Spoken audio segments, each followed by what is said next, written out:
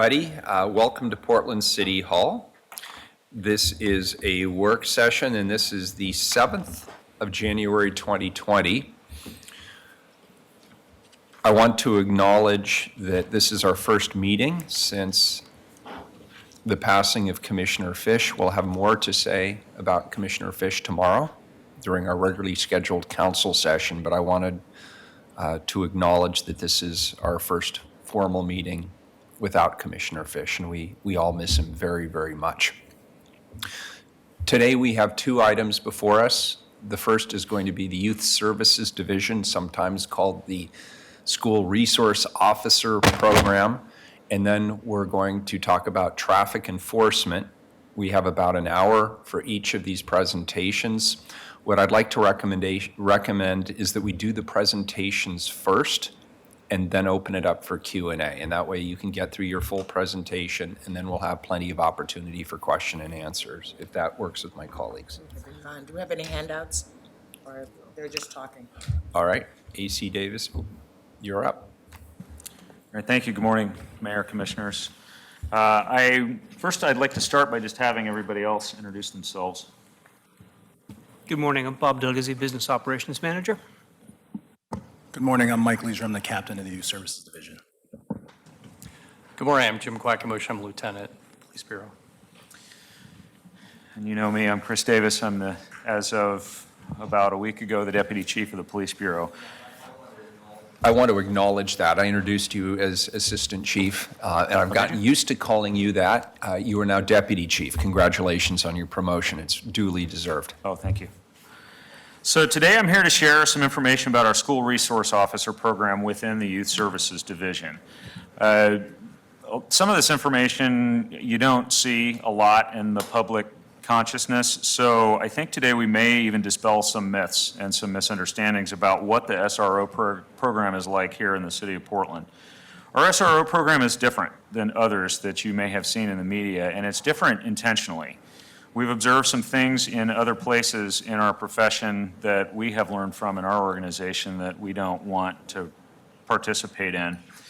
One of the key groups when it comes to school resource officers and setting best practices and training standards is an organization called the National Association of School Resource Officers, or NASRO, and you'll hear me talk a little bit about them today. Our agency, our program has been designated by NASRO as a model agency when it comes to the delivery of school policing services. And hopefully I'm going to be able to get this to work. So when we think of school resource officers in the public consciousness, a lot of the time, people see bad outcomes in other places and assume that our program is the same way.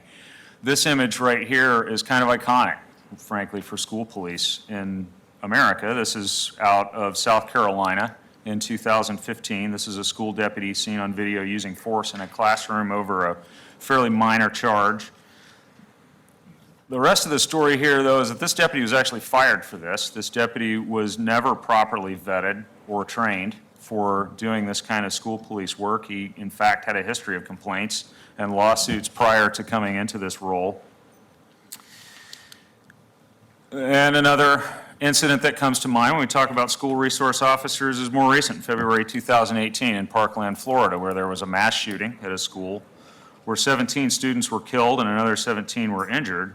And the school deputy assigned to the school didn't take any action and basically allowed this to happen. This was another police professional who was not properly selected or trained for that role.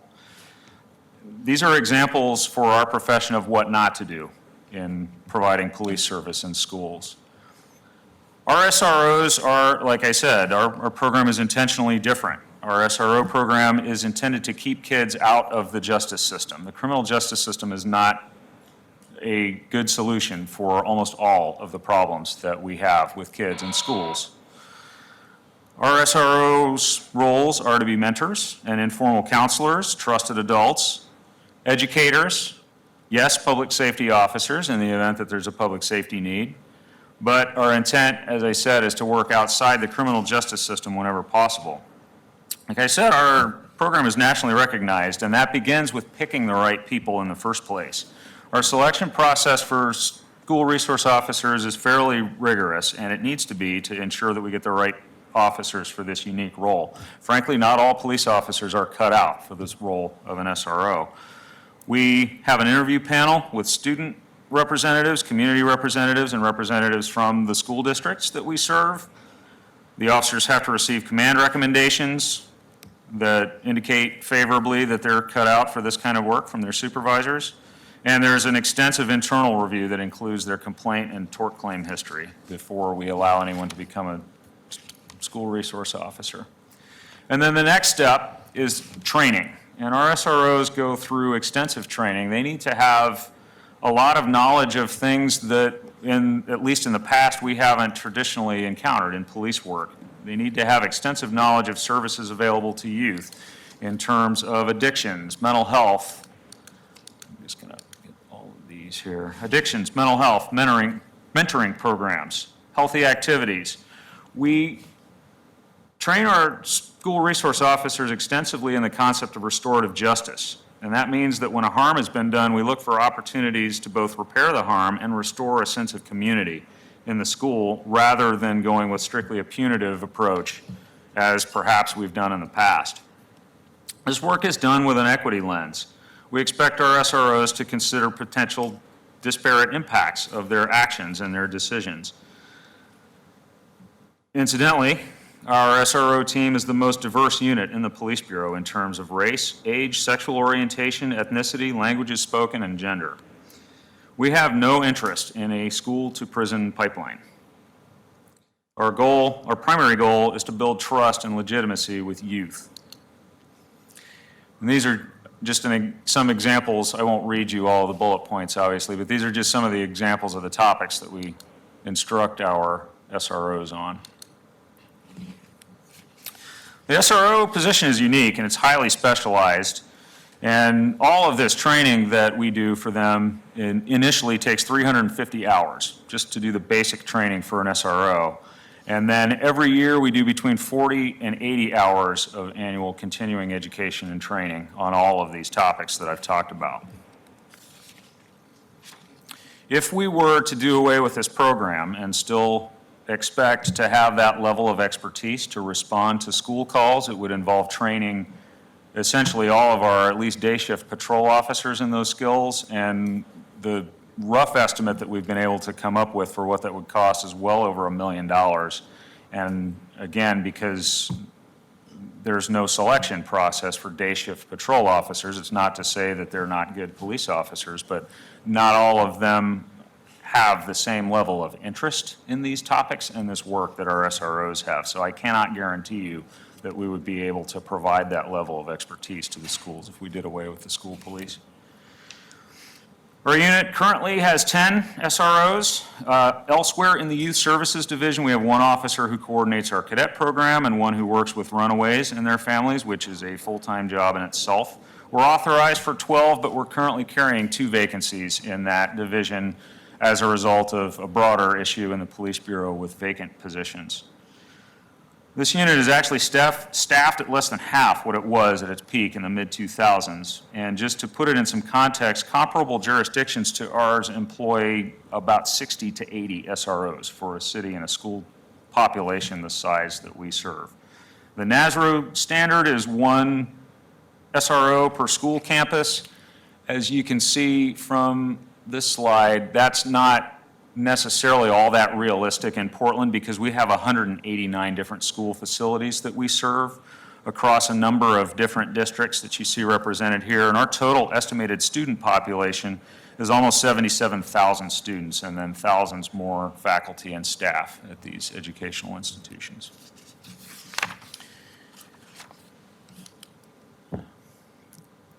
I want to show just a brief video clip from a news broadcast recently from our own SRO, Tommy Stoffel, when he was shadowed by local media at Lincoln High School, because I think this story here and some of what you'll hear from Officer Stoffel reflects what we're trying to accomplish in our SRO program.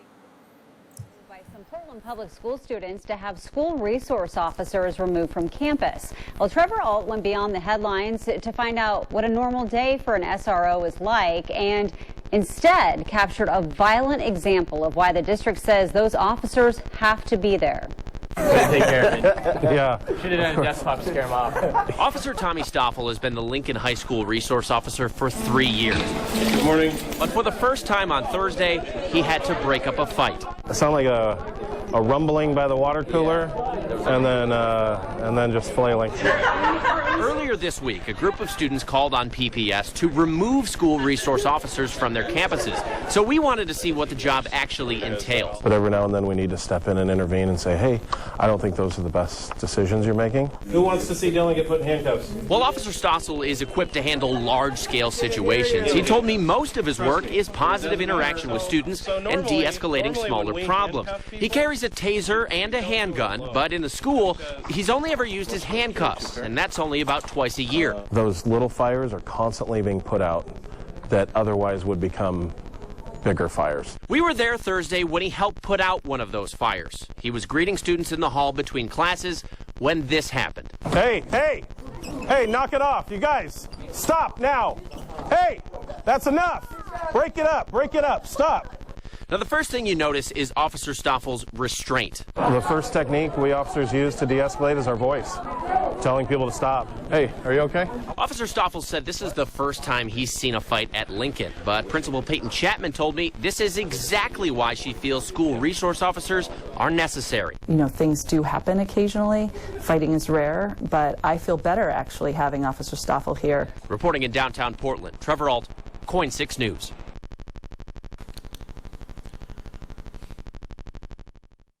Our own Officer Carlos Ybarra, who's here today, if you have any questions for him about the perspective of being an SRO, has also been profiled recently in the local media, and you hear a lot of the same themes when you hear our SROs talk about the work that they do.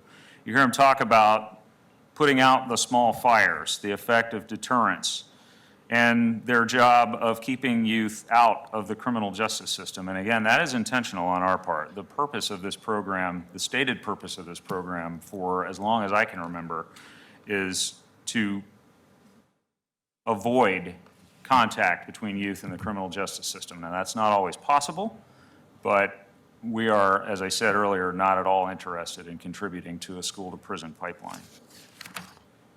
And I will have copies of this available, of course, for all of you when we're done here. You can read the quotes. Another example of one of our SROs is Officer Heidi Kreis. And, you know, when we talk about the role that SROs play in that role of a caring and trusted adult, there was a story recently about Officer Kreis where she was presenting to a group of students about appropriate boundaries and behavior related to sexual harassment. And after this presentation, a young person approached her and disclosed that she'd been the victim of sexual abuse since she was 5 years old. We were able to take protective action for this young person. There was an investigation that resulted in a number of counts of very serious sexual misconduct on the part of an adult. And the abuse was stopped and the healing began. And that all started the moment this youth was able to approach Officer Kreis and say, "You look like someone I can trust." I can't tell you what would have happened if Officer Kreis had not been there in that situation.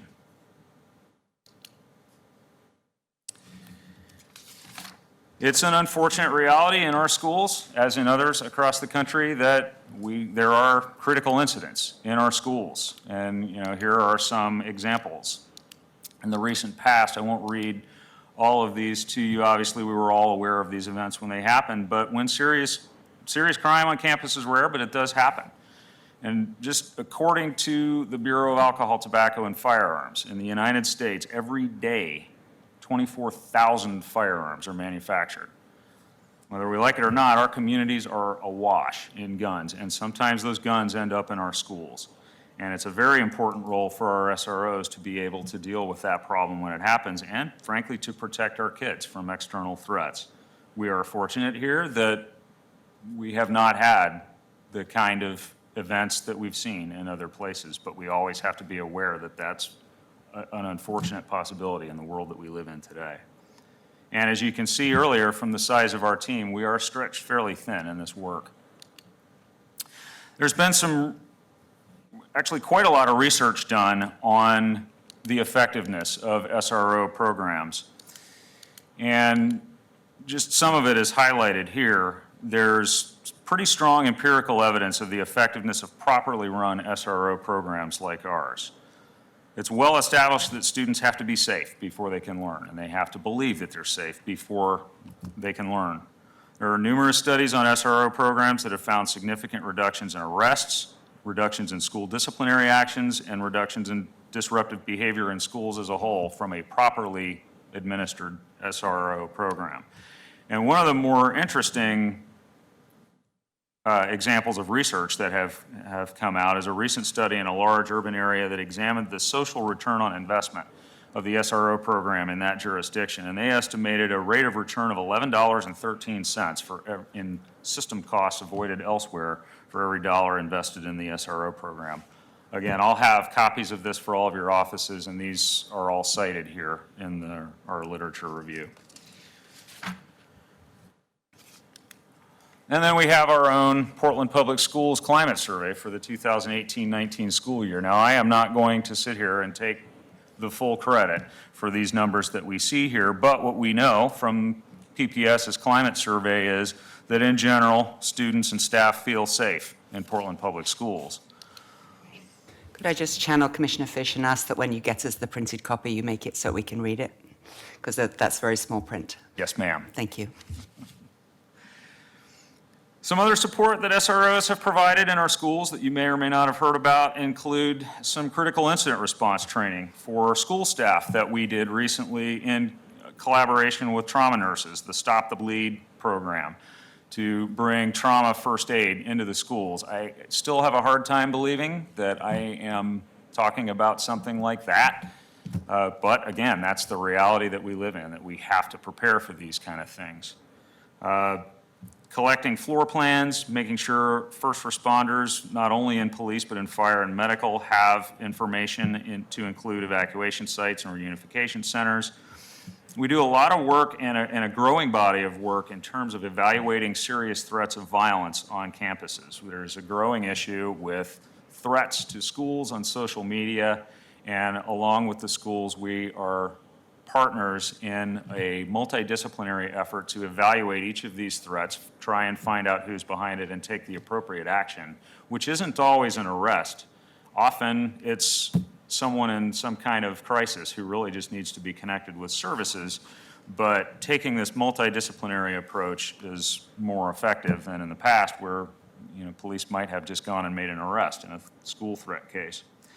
We do a lot of work investigating physical and sexual abuse of kids. A lot of cases of these kind of incidents come to light in school, and schools obviously are mandatory reporters, and so we've found that it's very helpful when a kid reports abuse at school for them to have a school resource officer who at least has a relationship with the school staff, if not the student themselves, to come and take that initial police report, because in investigating child abuse, and in particular child sexual abuse, you can do a lot of damage in that initial interview and cause and really make the trauma worse for that kid in that situation. So that's a large body of work that our SROs do.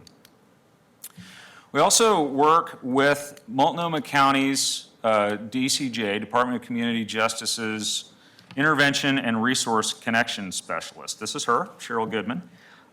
This is one of the ways that we avoid student contact with the justice system, because we can make referrals to this program for youth that we're concerned may be at risk of facing criminal charges before it happens. We can make referrals to DCJ's Restorative Dialogue Program, which is in addition to the restorative justice programs that our school districts provide. And it's another opportunity for us to connect at-risk youth with mental health support, drug and alcohol treatment, youth violence prevention services, mentoring programs, pro-social activities, all of these things designed to keep kids out of that criminal justice system. So we'll take a look at some of the workload in the school resource program. We had over 5,000 calls for service at school sites citywide last year. Of those, 480 were regarding Group A offenses, so the more serious offenses. Of those, actually only 20 resulted in arrests, and none of those 20 arrests, and we'll take a little bit more of a look at those, resulted in discretionary charges, were from discretionary charges. These were all things with victims who wanted to aid in prosecution or charges where not arresting them was not an option. More than twice that number of these cases, though, resulted in referrals to resources or restorative justice services with Multnomah County. And just to put that arrest number in a little bit of context, for every arrest that our SROs made last year at a school campus, they participated in about 18 community events or positive engagement activities, which fits with our goal of community engagement and inclusion. Here's another graphic representation of school incident response over the last few years. You can see that our SROs don't take all the calls at schools. So of those 5,200 calls at schools last year, our SROs took about half. The other half were taken by patrol, either on days where SROs were working patrol support and weren't available, or after hours, like alarm calls at schools and those kind of things. And you can see the trends in offenses over time. These are all relatively stable. The community engagement activities on here, we started counting community engagement activities better a couple years ago, so that number for the first year of this is not all that reliable. It was probably more than that. And you can see off to the right, when compared to the number of total incidents or SRO responses, the number of arrests is so small as to almost not show up on this scale.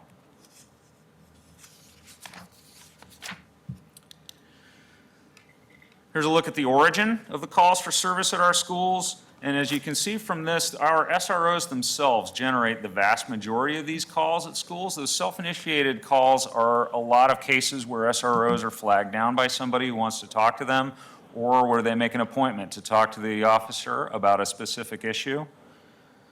And then on the right, you can see it's almost the exact opposite for call responses by patrol officers. Most of those are generated from calls from either the school or a community member to the BOEC and come out as radio dispatch calls.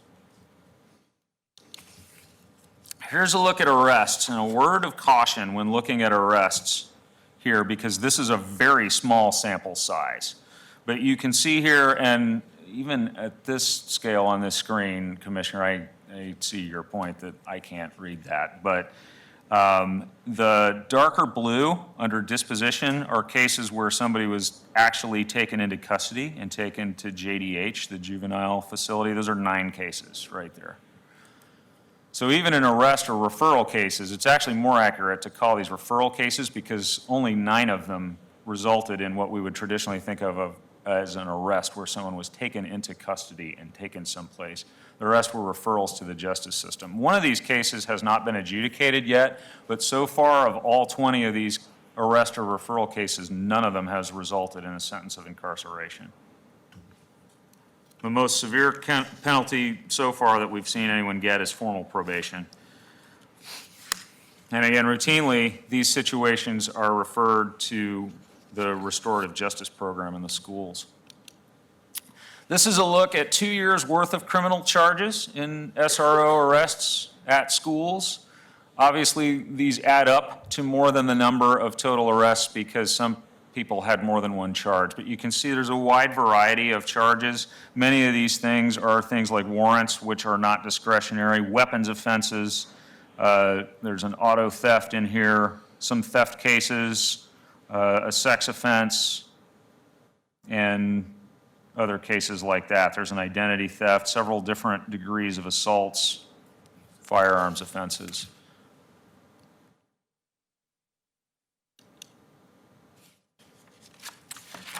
I'd like to talk just a little bit about something we brought up before about threat assessments. And I brought some experts in threat assessment and the state of the industry when it comes to school threat assessments. But you know, like I said before, threats of violence in our schools are a serious issue, and this is not unique to Portland. This is a nationwide problem.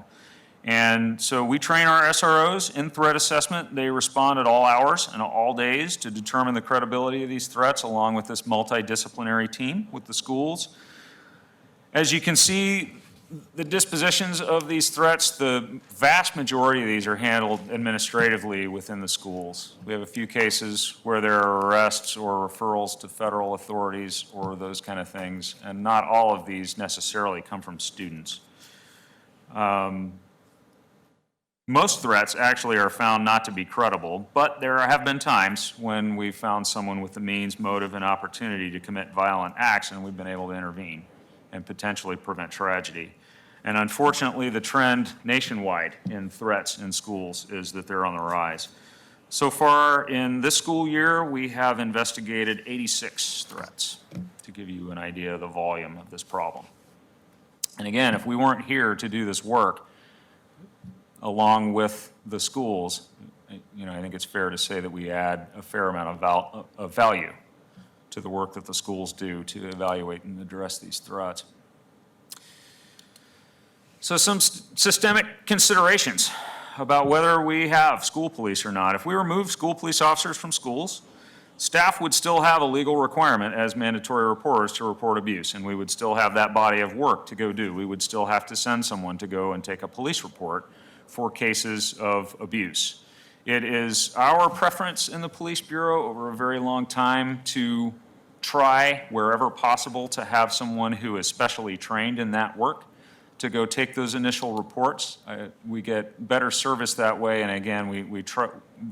The first thing that we as public safety professionals want to avoid in a situation like that is causing more harm by our response than has already happened. Patrol officers would have to respond to all manner of calls that SROs currently handle. And I can't guarantee that at any given time I can have a patrol officer available with that level of training and expertise. A lot of times the early involvement of an SRO can mean increased discretion for dealing with a situation like you heard Officer Stoffel talk about, that he's able, being present in the schools and having those relationships and that training and that mindset, he's able a lot of times to head things off when they are small issues and put out those small fires and prevent them from becoming bigger. Our approach to school policing and to threat assessment really has its origins as far back as the juvenile justice reform movements and child welfare movements beginning in the 1970s. I'm going to talk a little bit about community engagement. You've heard me say before, I think, that community engagement is a priority for all of our employees, and certainly that's true of the school police. There is a tremendous amount of this work done by our SROs, and they have a long-standing tradition of hosting talent shows, athletic events, bicycle fiestas, summer camps, student activities where kids can learn about the police, and more importantly, where they can encounter police officers on their own terms and in a positive environment before something is wrong. And they can start to build these relationships, and frankly, I think it's positive for our police officers to be involved in these activities too, because it shows them some of the humanity that we deal with in police work. And these are just a few examples of community engagement work that our SROs have done. So I'm going to wrap up here, and then I'm going to invite some of our guests to come and just share a little bit of their perspective. But our SROs are highly trained, skilled, and dedicated public safety professionals. You hear that from Officer Stoffel. If you talk to Officer Ybarra here, you're going to see that come out. These are dedicated people who are passionate about providing the best service they can to our youth in our communities. And if we lose this resource, our concern is that we will let our community's kids down, because again, we've looked at, would it be possible to provide this level of service without specialized resources to do it? And I'm here to tell you that I cannot find a way to provide this service that well by devolving it to patrol. So I'd like to ask Adam Skiles, who's the principal at Madison High School, Molly Emmons, the Director of Security Services for Portland Public Schools, and Florence Protopappas, who's the Student Services Administrator at David Douglas. I will ask Florence to So speak Mayor, first, you because want then all she the has a- presentations done before we ask questions? Is that your preference? Why don't we do that? It's going to take a,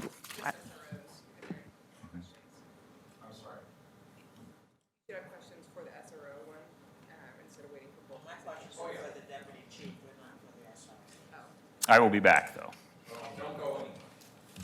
Good.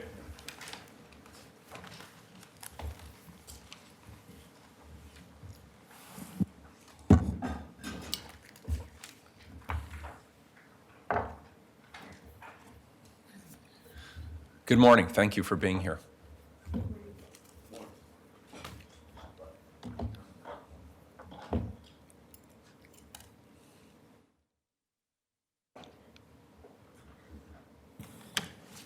Good morning. I'm Florence Protopappas. I'm the Student Services Administrator for David Douglas School District. And I have worked with our SROs in David Douglas in the building while I was a teacher, and then in the office as a student support specialist in a way, and then now at district office in a teacher on special assignment role, and now as an administrator. So in many different roles and capacities. And through that entire time, the SROs that have worked with our district have been a critical part in the work that I've done, more so in supporting students, supporting the adults, and making sure that everybody is safe. I have found that our SROs are extremely highly trained. They are trauma-informed. They help us with safety drills. They come in and do various trainings for students, for staff, for administrators.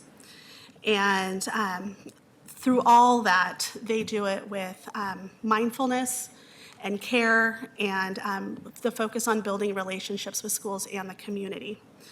I've seen them in buildings where they are interacting with students in the hallways, in the classroom, teaching lessons, and then in the office where in some cases they've had to have very serious conversations with students and parents, and sometimes resulting in taking them away for further questioning. And through all that, student dignity has been at the forefront of that work. In a building, I know we had a situation where the SRO, there was a situation and an SRO was called. And when we call an SRO, we know exactly what we're going to get and the way that they're going to work with students. It was just about passing time, and the student needed to be taken away in the police car, which for a middle school, that can be pretty traumatizing. Rather than doing it during passing time where there was a full audience, the SRO had waited until students were in class and then went out a doorway that didn't have windows for students to see what was going on. So truly protecting students from some very humiliating situations that are hard to recover from. I've worked with our SROs on threat assessments. I sit on the East County threat assessment team and sexual incident team. And anytime there's a situation in one of our buildings, the SROs are ready to help us determine whether the threat is credible, whether there's additional history there that we should know about before going out to a home, or giving us additional information that helps support the student and what has been done in the past. The same goes for any type of sexual incidents. In East County, we have, in the last year, added on sexual incident a committee. And with that, we are also able to work with our SROs on that. We've worked with SROs on attendance, safety drills, students in crisis. I feel like within student services, our SROs are my go-to and make my job and supporting students much more reliable with the information that I get.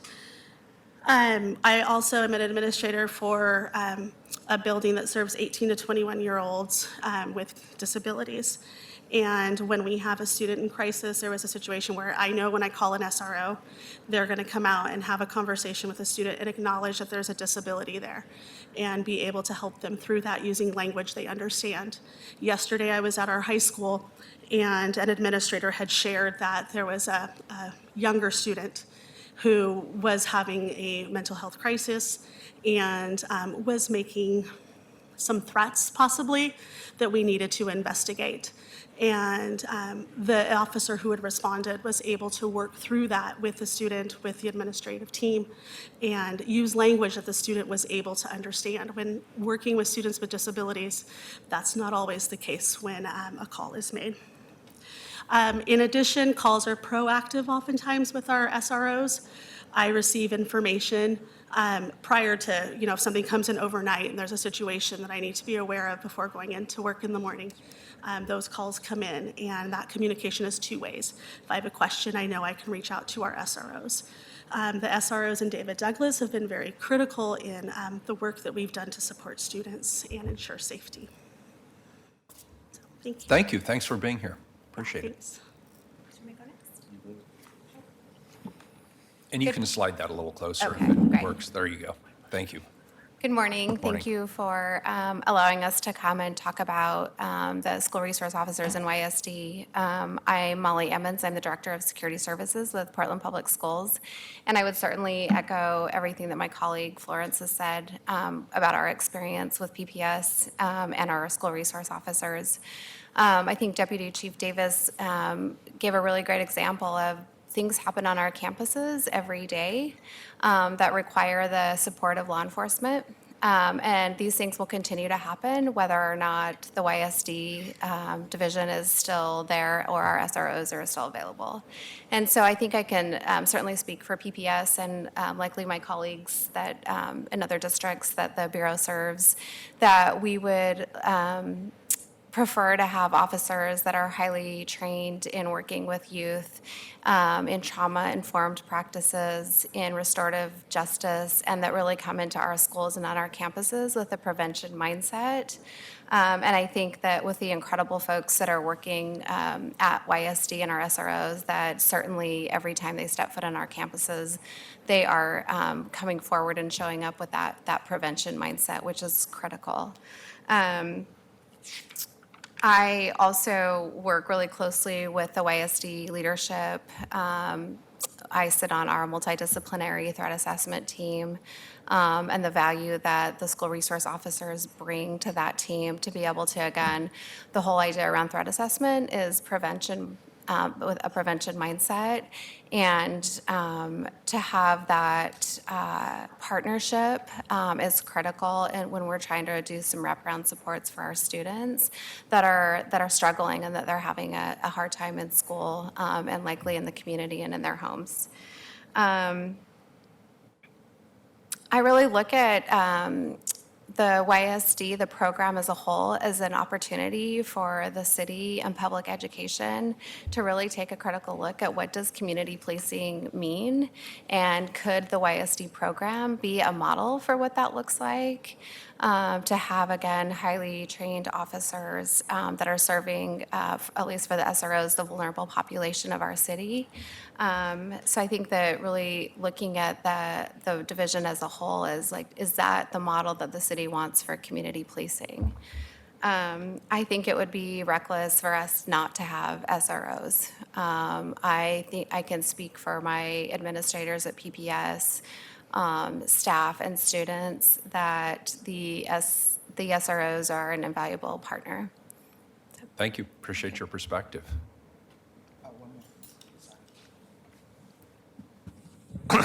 Hello, I'm Adam Skiles, principal at Madison High School. Thank you. First, I just want to start by saying that I recognize that my experience with policing and officers looks different than the community that I represent, and that we work very hard to ensure that we honor those perspectives and those historical traumas that some of our communities have. And with the SRO program in particular, what you're going to hear me talk about is based off of my experience at Madison High School. And that's over 10 years in the community as a teacher and as a coach, as a dean of students, athletic director, vice principal, and then now principal. And I would say that in all of those times, I've been fortunate to be able to work with our students, our families, and our community, supporting all students. And the role of coach and dean and vice principal, I've had an amazing opportunity to work with a lot of our students and families who our systems have historically failed over the years, and that school to prison pipeline exists, and that it is something that as an educational institution we have to recognize and work towards. I would say that, speaking directly about our SRO program, I have concerns of what that work looks like without that program. I have concerns around what will happen to our students when we don't know who we're going to be calling, when we don't know who's going to show up, because like was said earlier, those calls are still going to happen. Some of those calls happen in situations where they're not even involving our students, but it's a community calling. And there was an incident in a park where a vacant lot where somebody called the 911 and reported that there was a fight happening in this park. And so the precinct officers potentially could arrive, not knowing the community, not knowing our staff, not knowing our students. And there was probably around 20 students of color in that park. And what could have potentially happened didn't, because our SRO immediately came to the school first and said, hey, we got this call, let's go check this out. We're able to jump in, go check this out with them. They work with us in this relationship-based approach to provide support. That doesn't necessarily always happen when you just call a precinct officer. I'm not knocking on precinct officers, it's different policing. Our SROs are highly trained, specialized, and they build this relationship within our community that allows us to navigate these types of situations where we show up into this park, and yes, 20 of our students are in the park. 2 students are doing something they're not supposed to, but everybody makes it back into the building. Parents are notified, parents are contacted, because they don't see officers and run, or they don't see officers and maybe do something that maybe they would do. They see their vice principal standing next to an officer, and they know that, hey, let's just come back to school and let's work this out.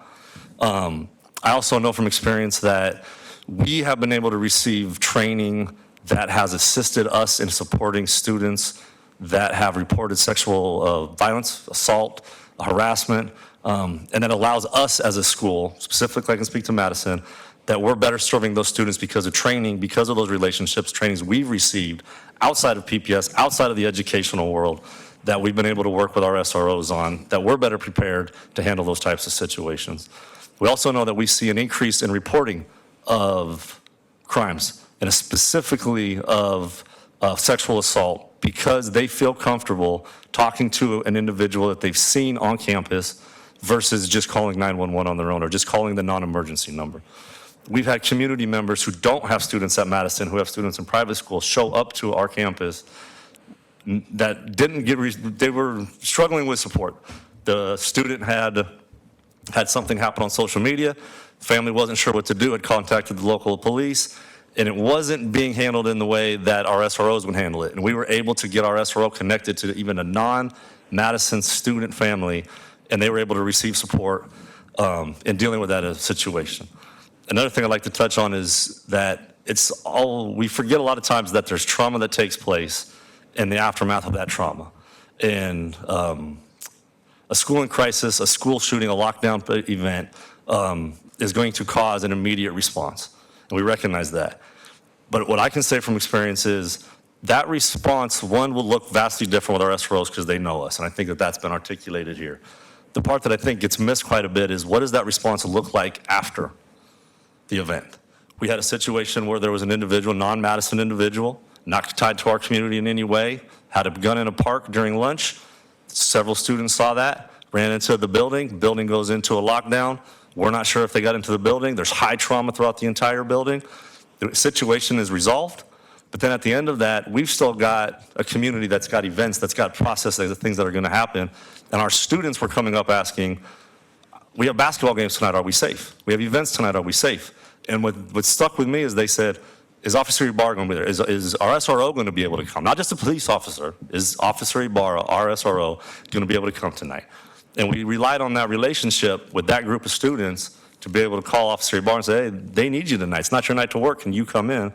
That gets back to the relationship piece. We rely heavily on these relationships with these SROs that if we're just calling 911 or non-emergency, that's not there. That won't be present. We will not have the same level of service that we currently have.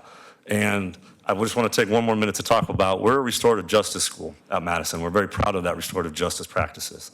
And it has been interesting to talk to some of our students around what would it look like to incorporate an SRO into that community, into those restorative practices, and how could that have a positive impact, not just on our student relationship with the SRO, with the police, but how could they actually start building community events where they could actually do some healing within the community.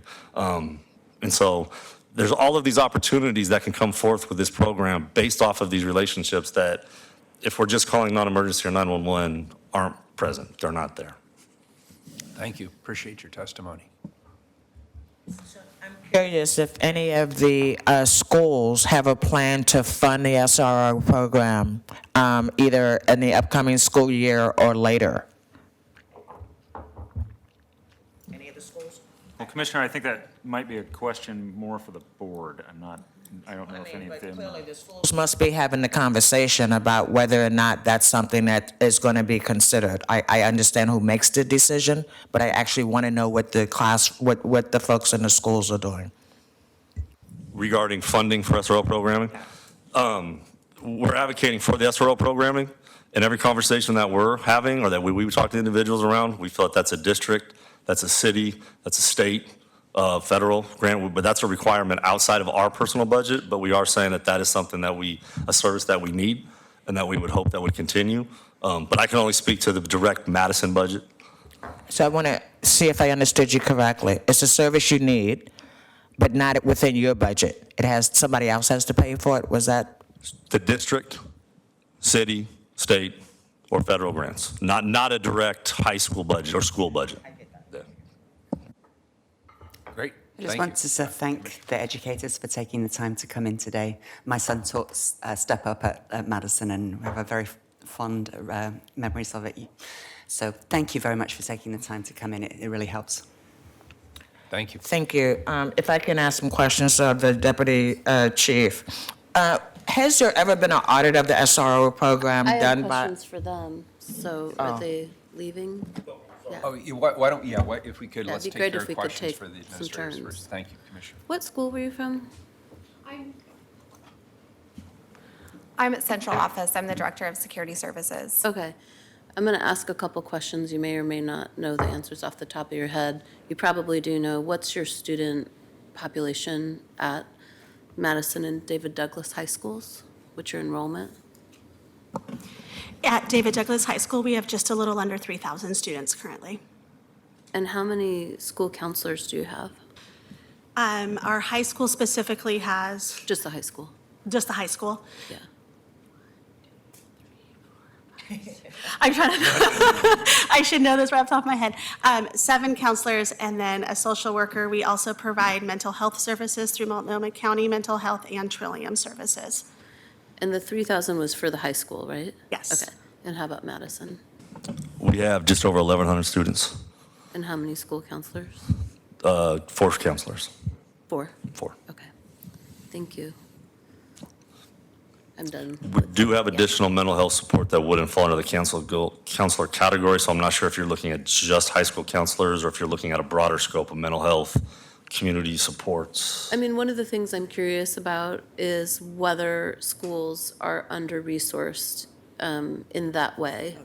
And it sounds like Madison might be close to kind of the standard 250 students per counselor, and maybe David Douglas is a little bit further from that.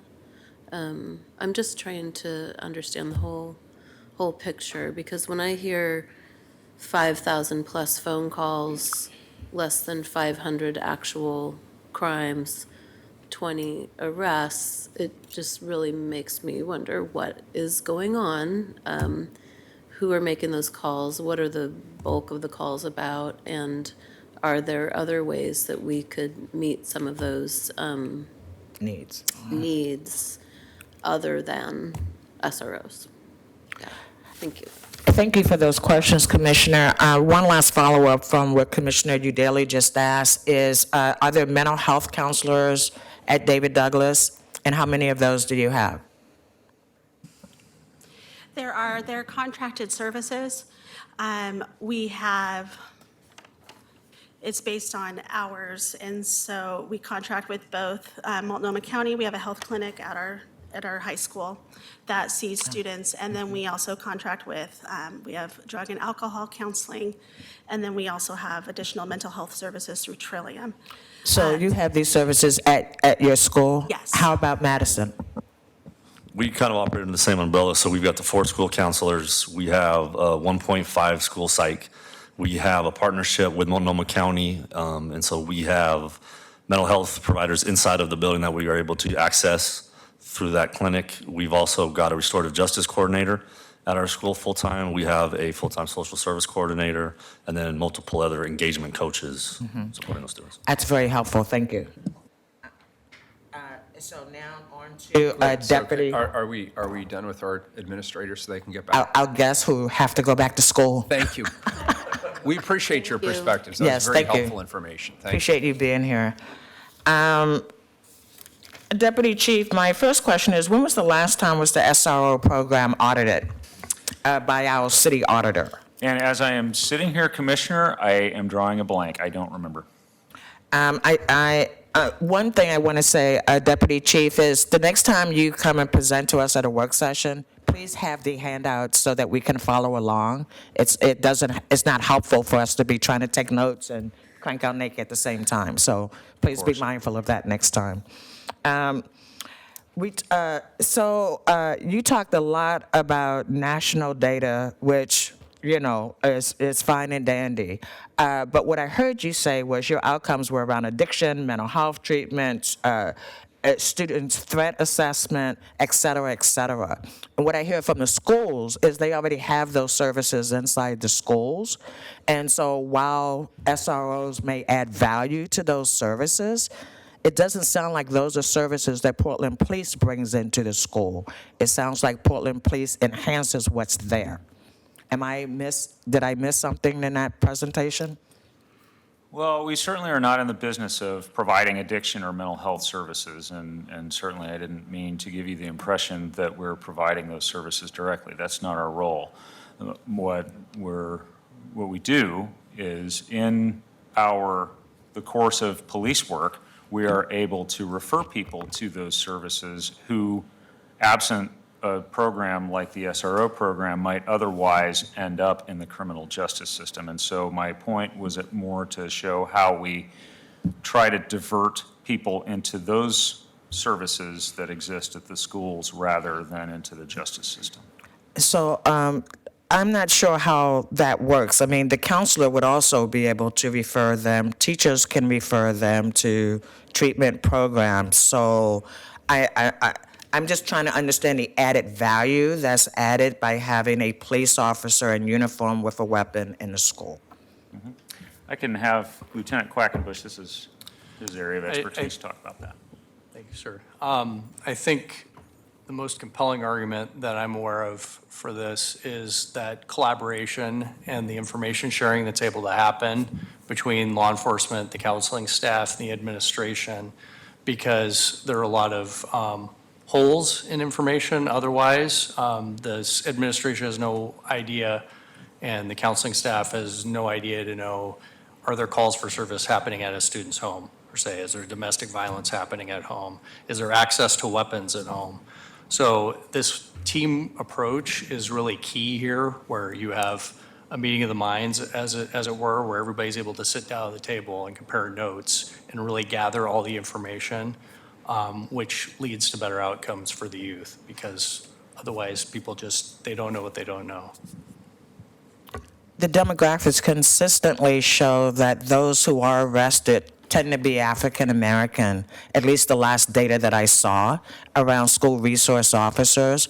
And my personal dialogue and conversation with students, especially students of color, say over and over again that they're very uncomfortable having law enforcement in their school. How do you respond to that? There are a couple things that I would point out there, Commissioner. Those are, you raise really valid concerns and really get right to the heart of the matter, I think, with regard to school resource officers. I would caution drawing a whole lot of conclusions from the data on arrests only because the sample size is so small, and it's not a scientific sample size of 20 people in a year. And then as far as the sentiment expressed by some of the folks you've talked to, I have heard that sentiment from some students. I have heard the opposite sentiment from some students across all demographics. Thank you. So, I mean, of course, we'll always find in a group of people, almost 80,000 people strong, of course, we'll always find diversity of opinions on matters like this. Last question. You said out of 5,000 calls, most of those are generated by SROs. Please explain that. Well, here, actually, I think my experts can do a better job of that than I can. Thank you, sir. So this is where we have sort of a cultural thing that happens. Administrators, people that work in the schools, you like to schedule appointments. There's a lot of back channel phone calls that happen, emails, that sort of thing. And so we've struggled for a long time with data collection and really trying to capture what's actually happening. So I know in talking with our data analysts, this is a work in progress because they can tell from the tidbits of information that they see in the calls and even those that come up as self-initiated type calls. We suspect the vast majority of those are situations in which they've already been in contact with an administrator or a parent, something like, I'll meet you at 9 o'clock on Tuesday to take the report or talk about this issue or whatever. There's a lot of that going on. But the SROs are putting themselves out on calls for service because they've already prearranged these things. if Which that makes really sense. doesn't tell us who would be calling SROs if SROs weren't calling themselves, right, to show up at the schools, right? So the number itself doesn't give us enough information to really determine whether or not whether or not those 5,000 calls are really technically calls for service, right? And you guys have to do a better job of data analysts because this is an issue over and over again, right? We look at data and we look at numbers, but they don't tell us anything, right? Thank you. Absolutely. Mayor? Just one quick reminder that in the last budget, we actually supported additional data analyst positions just for this reason, so that we can collect better data. Commissioner, go ahead. Thank you, Mayor. Well, thank you for being here today. I want to start out by saying that I have met with a team of people from the SRO program and was just really impressed with those officers and with the training that they received around de-escalation, conflict resolution, trauma-informed care, and restorative justice. At the time, I said I wish every Portland police officer could have this same training. Now we have a price tag, $1 million. I would be very concerned if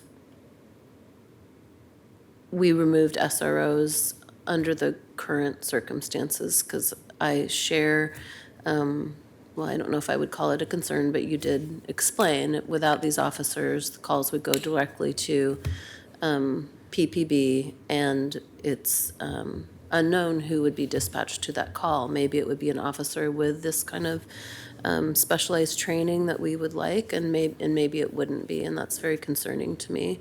However, I want to make sure that we're not being offered a false choice. I don't think the conversation is limited to SROs or no SROs. As I kind of alluded to earlier, I'm concerned with whether we're investing enough in school counselors and mental health at the schools, for instance. But I do want to acknowledge that the outcomes could be much worse. And I think our shared goal here is really minimizing youth interaction with our criminal justice system. There are many students, especially students of color, that we've heard from who are not comfortable with armed, uniformed police officers in their schools, and I think that we know why, and I don't think we can disregard them. That's not to say that the program should be eliminated necessarily, but I feel like we owe it to them to do some real engagement around this issue and hear them and try to address their concerns. So the questions I really have are, can we better equip school staff to ensure safe and positive school climate? Are we providing adequate school counselors? Obviously, that's outside of our purview. It's a bigger conversation. Are we training students in conflict resolution and de-escalation, restorative justice? I understand you have a restorative justice program, but I don't think that all of the high schools do. And I believe those programs have really wonderful outcomes. And how could we further limit the presence of armed, uniformed officers in schools to just when they're actually required? Because again, these numbers we're hearing, although the 5,201 calls, when I saw that, I think like Commissioner Hardesty, I thought, that's literally 5,210 phone calls from someone saying, we have a problem that requires an armed officer. That is not the case, correct?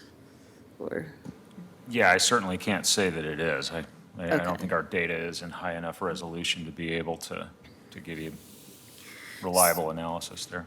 so with a student population of roughly 50,000 students and 480 Class A offenses, would you say the crime rate among students is higher or lower than the general public? I know, I'm sorry, I am always I'm springing really these sorry, things. I love I can't do math statistics. quite that fast. Yeah. But what I would say is, I think it's important to realize at least the possibility that that rate is low, is relatively low in part because of the work that our SROs do. And again, this isn't an example of a program of us just coming in and defining the problem for someone and imposing our solution on it and congratulating ourselves in the end. This is a truly collaborative effort between our SRO program and the schools. And so it certainly isn't just us doing this all on our own. We are able to be part of something that we believe has a very positive impact. And if I may just add on that, I think to get back to the self-initiated numbers, and the reason that's inflated is Yeah. because of the relationship piece. Yeah. So the administrator has a relationship with their SRO, feels comfortable to call them directly. And then on our end, we have a responsibility to account for our activities. So then that officer creates a call and puts himself out to school. So yes, would they have called 911 in lieu of calling the SRO? Possibly. So I just don't want it to sound like we are creating calls, but we are being called because of the relationships we have. And people feel comfortable to call us. So outside of those 480 actual significant offenses, what are the bulk of those interactions about, if not an actual crime?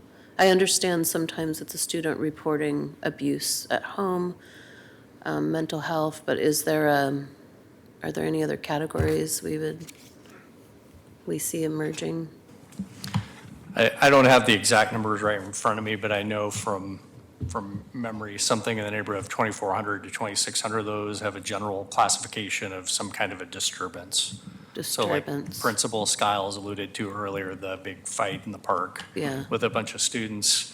SRO is able to show up with an administrator and quickly de-escalate that thing and get everybody back to school and work through it through a disciplinary process or restorative justice process or something along those lines. Okay. And again, so that's where that big gap is, where you have the crimes that are being reported, but then the calls that are coming in, because I would argue the SROs are working really, really, really hard to Yeah. resolve all these situations in a different way, where it's not documented, it doesn't have to go in a police report, all of those things. Well, I feel like I need to give a shout out to my junior high school counselor, Sandy Walker, who saved my school, Fowler Junior High, from a lot of disturbances that would have come from me if I wasn't basically living in her office during a really tough time in my school career, and saved me, really. So, yeah, I guess in closing, I'll just say, I do think the Portland Police Bureau SRO program is really exemplary in the country. I appreciate the work you're doing, but I'm always going to be pushing on, are we allocating resources appropriately? Are we over-relying on police? Is this the right approach and the right kind of climate to be creating in schools? But I appreciate you. My last comment, I guess, is I am concerned that in all the years of this program that we don't have better data, that you can't tell me the narrative about why we're at this school X number of time as compared to that school.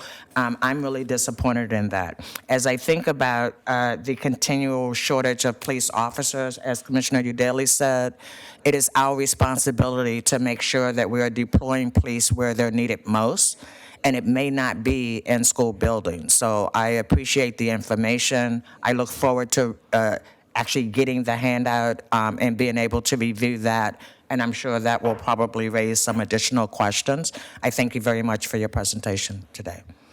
I believe the data actually, well, some data does exist. I think we've had this conversation under every mayor that I've served with. Like every 4 years, we have this conversation about school resource officers. So I think it was under Mayor Hales that you gave us numbers about the numbers of arrests and incidents when resource officers are in the schools versus when they're not in the schools, because you've actually got a very good opportunity for a controlled test here that they're not there 24/7. So if you could dig up those numbers and let us know, because my recollection is that the outcomes for students were worse when the officers were not, the school resource officers were not there. And again, I agree with Commissioner Daly that the level of training and the level of training is impressive. I know that you've been working on engaging with students, particularly students of colour. I know that you've been working on the demographics of the school resource officers themselves, and that also, I think, is something that can continue to happen. So obviously more work to do, but I'm similarly convinced that it's a programme that actually is cost effective for us to fund. Has been, again, under each mayor, discussions about do we make the school districts pay for it? It seems to me that it's probably the best way of doing the policing, and also if when, I can't think, well, high school students certainly deserve an extra level of support, because if we can keep them out of trouble, if we can keep them in school, they're going to be able to graduate, get jobs, etc. So I support us continuing to fund them unless we can find other funding sources. Very good. Thank you all. Excellent presentation. Thank you for really the fantastic work that you do. We appreciate it. I want to thank our guests for coming in as well. Thanks for giving us your perspective. We're going to deftly shift gears here to the Traffic Enforcement Division. And we have some handouts, Robert, is that correct? Yeah. Thank you. No worries, thank you. Here's for the Traffic Division. Thank you.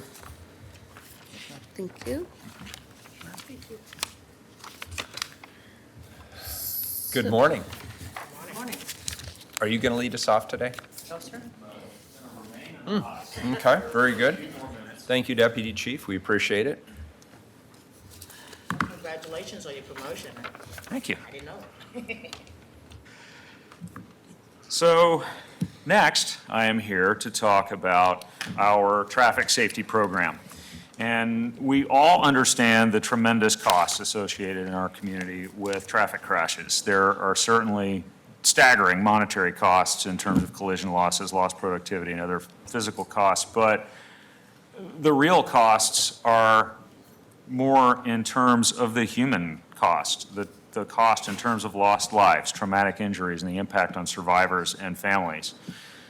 Traffic collisions are one of those things that just happen out of the blue, completely unexpected. And unfortunately, they're almost all preventable, one way or another.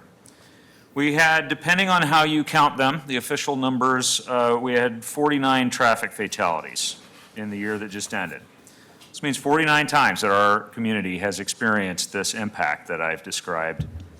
I want to set up our conversation about this today with a brief video that shows a little different perspective on this issue. And this is one of our Traffic Investigation Unit officers, Officer Phil Maynard, who investigates serious injury and prosecutable and fatal traffic crashes for a living. And it just provides a little perspective on this issue that we don't often see. So let's see if I can get this to work. No, I can't.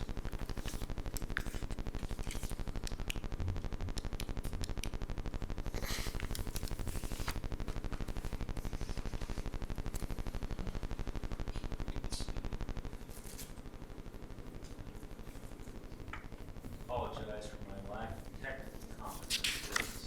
No worry. We normally have Carla. Oh, here's Carla. There's Carla.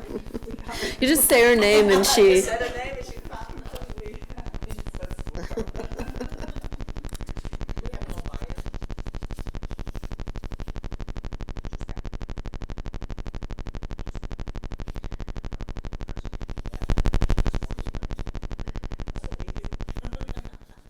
We wait for Carla.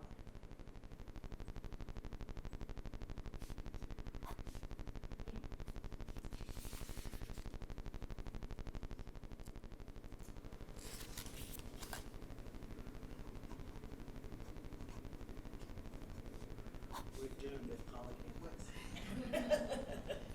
go with Plan B. We'll go with Plan B.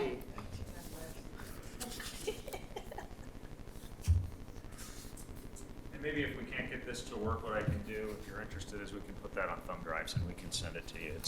It's a pretty interesting perspective on the issue, and really what you'll hear Officer Maynard talk about is he articulates his commitment to the work, and really I think that's representative of the commitment that the team in the traffic division has to this work, and he shares how he in his own life has been affected by a traffic fatality in his family, and how that helps him to work with survivors and with victims in these cases.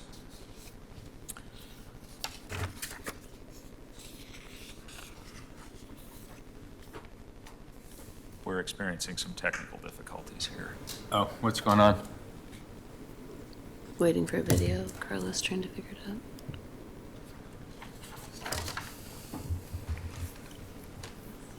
So we don't really need the video, right? Yeah, I think what I'll do is I'll just burn this onto thumb drives and send them to you. Well, now at least we have this presentation. Yes. Yes, we do have a handout, so All that's right. better. We are improving as Great. we go through the day here. So I want to talk a little bit about what the traffic division does, because the traffic division's work is much more than just writing tickets. Yes, that is a big part of it, but the division also investigates fatal and prosecutable traffic collisions. There are some types of traffic collisions that, due to the circumstances or impairment on the part of the driver, that are actually prosecutable assault cases, and so they follow those up. They teach traffic safety classes, and I had to double check this number. We served nearly 12,000 people in traffic safety classes last year, and what a lot of these look like are people who got citations, who then are able to have them dismissed on the condition of taking the traffic safety class.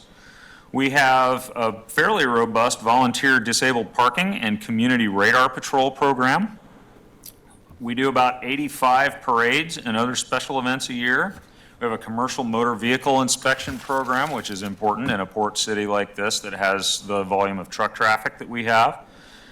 In addition, we have a nationally recognized police motorcycle training program, which is important for police officers who ride motorcycles in weather like we see today. And as with all of our members, we expect a large amount of community engagement out of our traffic officers. The public tends to enjoy seeing the motorcycle officers at public events, and it gives us an opportunity to talk with people about traffic safety outside of a traffic stop or some sort of enforcement context. And really all of these activities are intended to promote traffic safety. I'm going to get into that data now, but before we do, I just want to remember that, we're going to talk about data with regard to traffic collisions, but I don't want to be overly clinical about this, because this is something that affects real human beings, and I don't ever want us, in conversations that I have with people about traffic safety, want us to lose sight of the reason why we do this work, which is that human cost that I talked about earlier.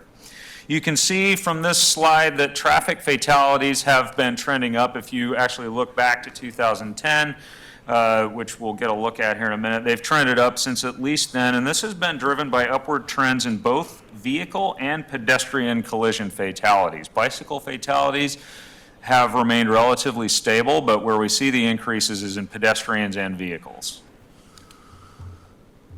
And then I want to look at our citations for dangerous driving behavior. This trend in fatalities has coincided with a fairly marked downward trend in traffic enforcement activity. And this is not surprising. You can see from this chart here, the number on the line graph is the number of officers we have assigned to the traffic division doing traffic enforcement. And you can see that that number, that decline in that number has coincided with an unsurprising decline in the number of citations. However, Quick question for point of clarity. Yes, ma'am. Do these citations include citations generated by our radar cameras? No. Speed cameras? Okay. No, they don't. That's a good question. But if you look at fiscal year 1920, obviously we're only halfway through that, so that total there is year to date. So it looks like actually we will trend upward just a little bit in this fiscal year on this measure. So these bars all the way on the right only represent 6 months of the fiscal year that we're in now. That's not the total. As patrol has become more and more inundated with calls for service, traffic enforcement has understandably decreased at the precincts as well. Our officers have less free, or I don't like to call it free time, but less uncommitted time to go out and do any kind of self-initiated activity, including self-initiated traffic enforcement. And then it's a good idea to keep in mind that, as I said earlier, traffic does more than just traffic enforcement, and all of the events and the crash investigations. And the more of those major crash investigations they have to do, the more their resources are tied up investigating crashes rather than being out enforcing traffic laws. And then another factor in this trend has been what we call rotational support, where all of what, and I'm trying to get us away from the term specialty units, because they're not really specialty units, they're more dedicated resources, but almost all of our dedicated resources have been directed to spend 25% of their time, 1 day a week, at the precincts working patrol districts and answering calls for service to try and reduce some backfill overtime costs. So traffic has, in effect, taken a 25% reduction in its capacity just from rotational support.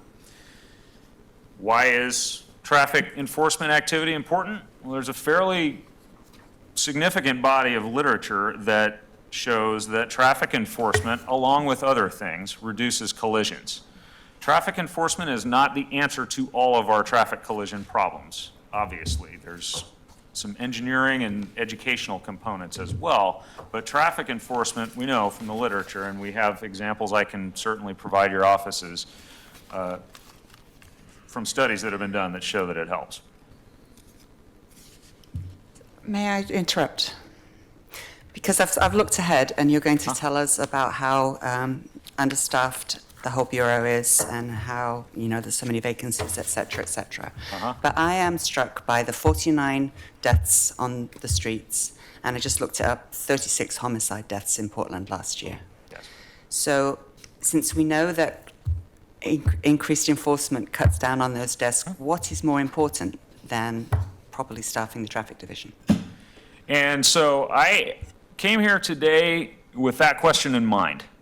So if I could ask to, I'm setting us up to try to answer that question, but if I don't answer that question, can you make me? Having been able to say it out loud, I can now hold my fire and wait till later. Thank you. No reading ahead. But that's really the question we're here to talk about today, right? I mean, Right. we can. That's it. I think we can just be real about that. Yeah, I hope that's true. So I'm going to move through this a little bit quickly because you've been able to look ahead. Here you can see the correlation between declining numbers of officers in the traffic division and thus traffic enforcement activity and the increasing numbers of fatalities. So we included this slide to just put it all together in one place so you can see how the reduction in resources in the traffic division over time has been correlated with an increase in actually not just traffic fatalities, but if you look at this red line across the bottom, those are hit and run collisions, and those are an excellent proxy for traffic safety measures generally because hit and run collisions are more likely to be reported. I know I should wait till you're done, but I need to jump in for just a moment.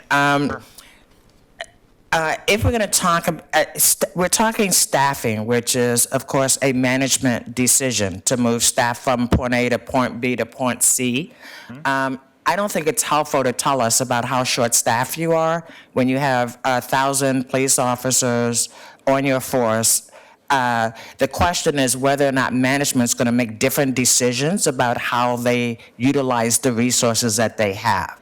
And so I just don't think it ever helps the police case to say, well, we're not doing this because we don't have enough staff. You got 1,000 people.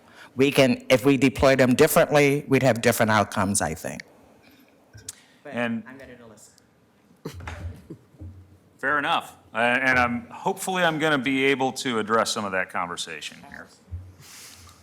And then this is a look at traffic enforcement versus bureau capacity. Again, same trends, fewer officers available. These are police officers versus all the other positions in the bureau. Same trend. And how many police officers do you have?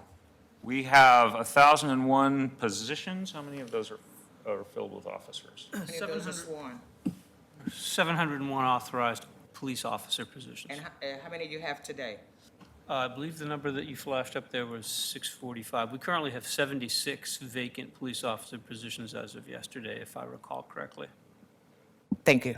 It changes on an almost daily basis as we continue to hire and people leave. So this is what we really, sounds like we want to talk about here. Why have we reduced resources in the traffic division so much? And it's a combination of a few things. It is serial budget cuts, and I want to be careful how I frame that, because we as a city have had to make difficult decisions as resources have become more strained and our cost of doing business across the city has gone up over the years. Low staffing levels in the police bureau as a whole, and there I mean a high number of vacancies. An increased demand for service in all areas, and that has resulted in some difficult decisions that the leadership of the organization has had to make over actually a fairly long period of time to try and make all of that balance out in the end and meet as many of the demands for our service as we can, as well as we can. This is a look at 13 years worth of budget decisions for us. And I share this just to show the bottom line. It's a net decrease of roughly $3.2 million. Again, we all know why that is. It's not that necessarily council wanted to cut that money. It's that the city found itself in some of these years in some pretty dire financial straits and council had to make some difficult decisions of its own in order to try to meet all of the city's needs with the limited amount of dollars that we had, and given increases in labor costs and other issues that we've had to deal with over the years. In the past, in previous councils and mayor's administrations, we have been, as a bureau, directed repeatedly to take budget cuts, and sometimes large ones, by what we would call back then thinning the soup, which meant taking a little bit from everywhere instead of cutting entire programs. But to be clear, the police bureau and the other public safety bureaus cut less than other bureaus. That is true, yes. And that's why I say I want to be careful not to make it sound like I am blaming city councils past for very difficult decisions that they had to make with, I mean, the amount of money the city has is like gravity, right? And inside the organization in the past, when budgets were cut, a lot of times we would have conversations at the leadership level of the organization about cutting the traffic division entirely. Because, and I'm going to get to some things that we're going to do differently in the future, Commissioner. One of the things that we've dealt with, just to be real about it, is a mindset within the police bureau that traffic enforcement, among other things, are like luxuries. Right. And they're not core police functions. They're not the fun police stuff. Right. And so it is in administrations past that you've seen that mindset then creep into how those decisions got made in those days. I mean, I have to ask according to who? Can I have to ask according Can I to who? suggest we get through the presentation? Let's get through the presentation. These are all excellent questions, and I know that the deputy chief is prepared to answer them, but this is important historical context, and I want us to have it so that we can have that conversation more fully. Thank you, Mayor. Thank you. We realize today, obviously, that this is a terrible idea to cut the entire traffic program, because it isn't a luxury when we have 49 traffic fatalities in a year. This is a look at staffing, and I share this for two reasons. You can see how our authorized staffing dipped a little bit in the middle part of the last decade. Again, as a result of decisions we as a city have had to make with regard to resources. You can see that our authorized staffing has gone up, but our actual staffing over this time has actually trended somewhat downward. This is a result of the fact of a few things. One, we have historically low unemployment right now in this country, which gives people a lot of opportunities for jobs other than police work. The other issue that we deal with in recruiting, and we've been in here talking about the difficulties in recruiting police officers before, is it is hard nationally to recruit police officers, especially in major cities. Some of that has to do with the narrative that we hear around policing and the effect that that has on the attractiveness of a career in public safety. But this is kind of a graphic representation of how our filled sworn position level for any given year has gone down over time. this is where we're trying to fix that problem by recruiting up to full strength. This is just a look. This is helpful, I think, to look through these briefly. This is the amount of change over time in a few different measures. First is population, and no surprise, population in Portland has gone up. Here we see the total reported Part 1 crimes, and crime is one driver of demand for service for policing. There are others, like traffic safety. But you can see that in general, up until about 2017, this was really going in the wrong direction because this is percent change, and so that percent change continued to go up. Now that is coming back down to what we hope will be a longer-term trend, and then that's evidenced by the crime rate. So total Part 1 crimes are the total number.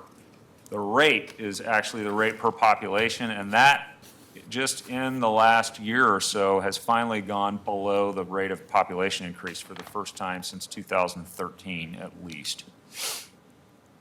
Here's our authorized sworn per 1,000 during this time, and if you've heard me talk about this before, there is no magic number for how many sworn police officers you should have per 1,000. The right number for your community is the right number for your community, but if you start to see other performance measures like crime rates and response time slip, you know that you are probably a little low. But here's our actual sworn per 1,000, and this is one of the places where we are doing some really heavy lifting right now to try and fill these vacancies and move this back up where it needs to be. Now I want to talk about just a few other examples because I want to talk about the difficult decisions that we've had to make as a Bureau over the years in response to these real-world phenomena that we deal with when we're talking about where to put resources in the Police Bureau. And I want to use just a few examples. I realize we're here to talk about traffic, but if you look at drug overdose deaths and drugs and vice resources over time, you see a similar pattern to what we see with traffic fatalities. The number of drug overdose deaths that we're being called out to investigate has increased, even as our number of drugs and vice officers has decreased. We had 22 officers assigned to drug investigations as recently as 2015, and we have 12 now, and those reductions came for the same reasons that the reductions in the traffic division did, because we needed to assign fewer and fewer people to more and more work. At any given time in the city of Portland, there are a number of international drug trafficking organizations operating here that use this as a hub. It's a major city, and that's normal for major cities. So we're not talking about locking up drug users here. This work that we're talking about is holding people accountable who profit off of these statistics right here. So this is pretty important work. We included the naloxone thing more just because it's interesting. This is not to suggest that drug overdoses went up as a result of naloxone deployment. What this indicates to me is that we're lucky we had naloxone deployment when we did, because this would be much worse right now. We know we've administered enough naloxone to people to know that we've saved lives with that, so it's impossible for naloxone to have increased drug overdose deaths. But this, as I say, this reflects these difficult decisions that we as the leadership of the organization have to make in the reality that we live in. Let's look at criminal investigations. Primarily, I want to talk about things going on in our detective division. So we have 56 detectives assigned to the division. We have a total of 84 bureau-wide. And we have 4 vacancies in detectives now? Yes. 6 vacancies. So 90 total authorized detective positions. And again, when we have this big number of vacant sworn positions, we have to be thoughtful about where we carry those vacancies. We can't just short one function of the Police Bureau and fill all the other vacancies. We also have detectives assigned in other divisions, but the detective division has 56 of them. And you can just see a few examples highlighted here of the workload that they're confronted with. I won't read all of this to you, but the picture that this paints is of fairly small numbers of people doing really large bodies of work. If you look at, for example, fraud cases, large-scale fraud cases can take 6 to 24 months to put together because they tend to be very complex. The evidence is difficult to get. There's a lot of computer work involved in these things. And what this workload in detectives has resulted in is some triage standards that we have that are fairly problematic. For example, in general, our fraud detectives tell me that unless there are some kind of extenuating circumstances or some really glaring solvability factors, our detectives generally are not assigned fraud cases for follow-up with a dollar loss under $10,000. If you think about that in some context, the median income in Portland is about $49,000 a year. And that means that you can be the victim of a $9,000 fraud, lose 1/7 of your pre-tax income for a year to fraud, and we're not going to be able to assign a detective to follow that up because we have to triage the bigger cases first. Another example of these triage decisions is the burglary team. We're able to supply 1 sergeant, 3 detectives, and 1 officer for that body of work. We had 4,706 burglaries in the city in 2018, and with that size of team to investigate these, we were able to assign 262 of them, which meant that 4,444 burglaries in 2018 were not assigned to a detective. I use 2018 statistics because we just ended 2019 and we're still getting all that closed out for the year. Or you can look at sex offender registration. Our sex offender registration process is fairly labor intensive. It's safe to say it takes about half an hour for our sex offender response detail officer, the one that we have, to enter those registrations in the system. Just in the first 6 months of 2019, we had 2,030 registrations that this person processed. So that's in 6 months. At that pace, that's 2,030 hours worth of work in a year, right? Because presumably there would be around 4,060. I realize the actual number may be more or less than that. Half an hour each, that's 2,030 hours. A full-time employee works 2,080 hours in a year. And that includes everything, including paid vacation, sick time, training, and all of those things. And so if it's more than one person's worth of work to do this in a year, and we only have one person doing it, it's really not possible for us to go out and do things like follow up on people who fail to register, and some of the registered sex offenders that we probably would like to take a look at because they're not following the rules. I use these examples not for shock factor or anything. The whole point of this is just to show how we as an organization have had to make some really difficult decisions when it comes to spreading resources around. The last place I'll look at on this riff is with regard to response time and patrol. And you can see that these are finally headed in a better direction. A couple years ago, you heard me come in here and talk about how these were going up. These are at least headed in the right direction, but our response time for the highest priority calls, the emergency calls, is particularly concerning to me as a police professional because it's over 8 minutes, and our goal has always been for many years and set by city council at some point in the past of 5 minutes. And what this shows, again, is just that strain on the organization created across the board, across all programs, when we have had to reduce resources over time, and then we've had ever increasing demand for our service as the city grows. So in this context, traffic really represents part of this balancing act that we, as the leadership of the organization, have to try to make, and that we have historically over the years had to try to make as we've coped with the same realities really that all the other city bureaus have, and in fact, less of it than some of the non-public safety bureaus who I think have been subjected to even harsher budget cuts than us. So my point here is that this is, and there's certainly, we are open to any help that we can get in terms of allocating resources in this reality in a way that better addresses specific problems. But this is a larger issue than just a choice to defund traffic to do something else. We've had to defund everything just to cope with demand for service within the police bureau. To add to all this, and this is the part that's on us, as I started to talk about earlier, just to be honest about it, our organization traditionally has not prioritized traffic safety as much as we really should have.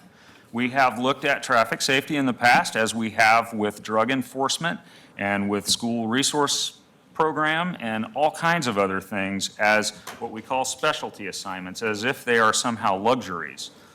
In the past few years, particularly in the last administration and now in this one, we don't look at it that way. What we have recognized is that these issues are things that a city this size can't just do away with dedicated resources for and expect patrol to pick up the slack. In a city this size, whatever the program is that you're talking about, whether it's school resource officers, it's traffic enforcement or traffic safety, drugs and vice, criminal investigations, having those dedicated resources is actually a more efficient way of dealing with these really big public safety problems than just saying, well, we'll do away with the program and send everyone to patrol, which is the way we have talked in the past. We don't talk like that anymore because we recognize that that approach wasn't right.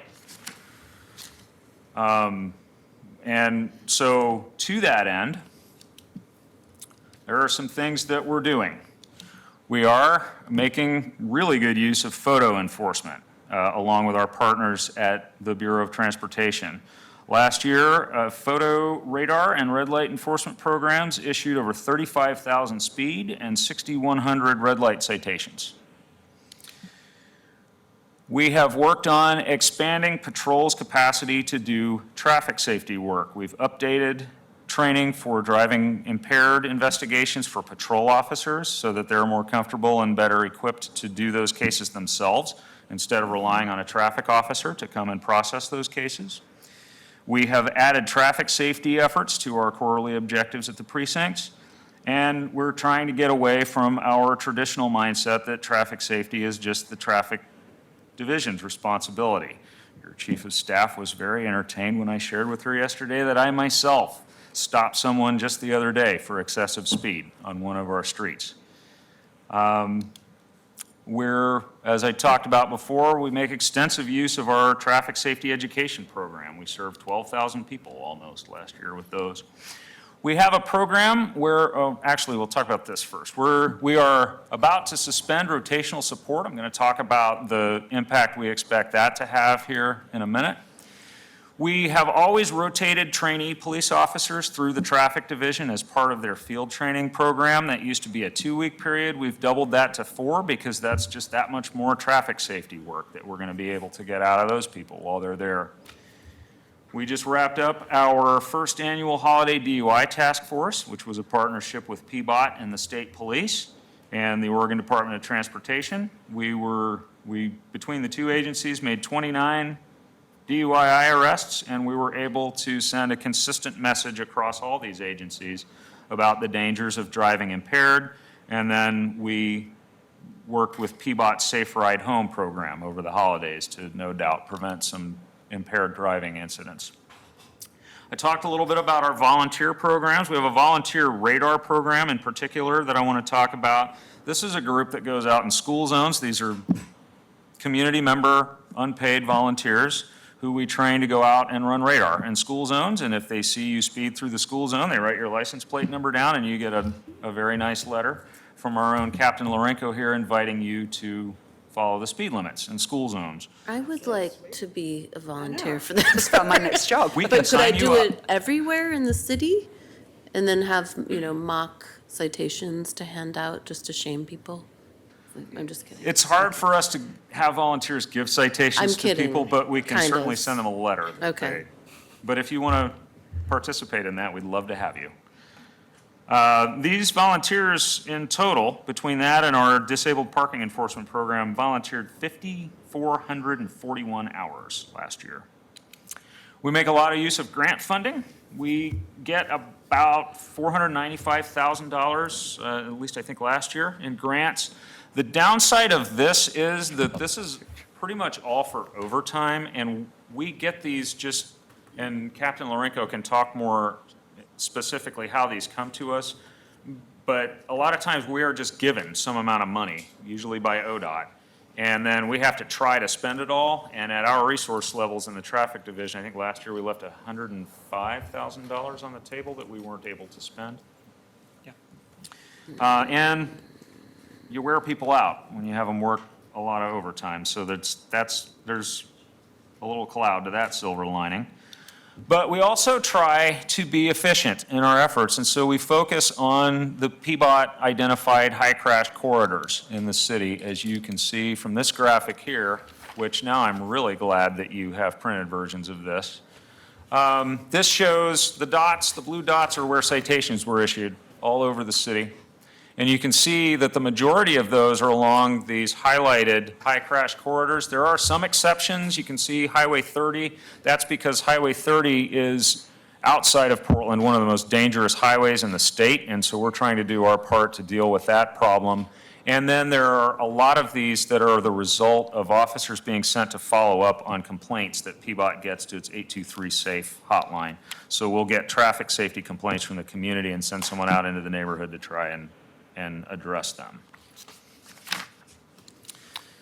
And then there's what we plan to do going forward. The first thing, and I alluded to this a minute ago, it's actually effective. This Thursday, we're ending rotational support for all of our dedicated resource units, in particular the traffic division. This will have the effect of an immediate 25% increase in time available for traffic officers to do traffic safety work. We are going to have some work to do to make sure the patrol work gets done, but that would amount, if we're using citations, and I want to be a little careful about using citations as a benchmark because it's one performance measure, but there's way more. But just to put the extra work capacity in some perspective, that would be, in citations alone, a little over 3,500 a year. And then our plan is, as we are able to hire up to something closer to full sworn strength, we want to add back 8 traffic officers that have been taken out of the traffic division as we've developed the staffing crisis. And this will increase our traffic safety capacity in the division by over 40%, all by itself. Combined with rotational support, we estimate about a 79% increase in capacity for traffic safety work.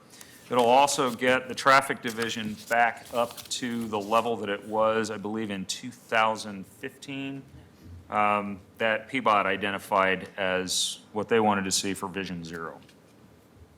Our strategic plan, which is in the home stretch, includes goals for reducing traffic collisions, and this is intended to articulate our commitment as public safety professionals to traffic safety in a way that we haven't really done in the past. We've often focused our communications to the organization on crime control. And lastly, of course, we will continue to work with PBOT, other agencies in our community on traffic safety. And like all things in public safety, traffic safety is a shared responsibility. So with that, I am done with the presentation and ready for your questions. Thank you, Mayor. I have been anxiously awaiting this work session, and I regret the missed opportunity to have someone from Vision Zero here to participate in this discussion. I have Dana Dickman from who's a traffic safety section manager and Vision Zero staff. So I'm gonna have lengthy remarks. We only have 15 minutes left, though, to have this conversation. So I'm glad to hear that you are voluntarily making some improvements in traffic enforcement. As you know, we adopted Vision Zero a few years ago, and despite millions of dollars in investments in safety improvements, reducing speeds, we're seeing a rise in traffic fatalities. And I understand some of the hard decisions your bureau has to make in allocating resources, but I'm going to go on the record as saying I would rather be a victim of fraud than be killed walking to work. We have to look at the greatest threat to public safety, and it's clear that reckless driving is very high on that list, with 49 people who died last year. So PBOT is attempting to decrease serious injury and fatality through education and engineering, so re-engineering our streets to make them safer. Enforcement is a key part of that. And I understand that when we adopted Vision Zero, we de-emphasized enforcement out of concerns around racial profiling and disparate impacts to communities of color. And I support that.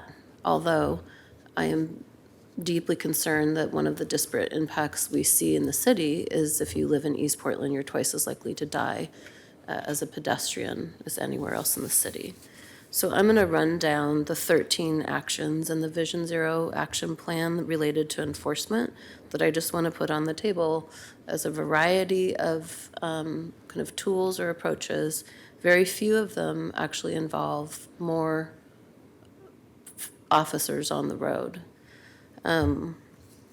Deploy a multi-agency fatal rapid response team to all fatal crash locations to evaluate the site for safety enhancements. That's something that PBOT has ramped up. If there are any quick changes we can make to a dangerous corridor intersection, we are making them almost immediately.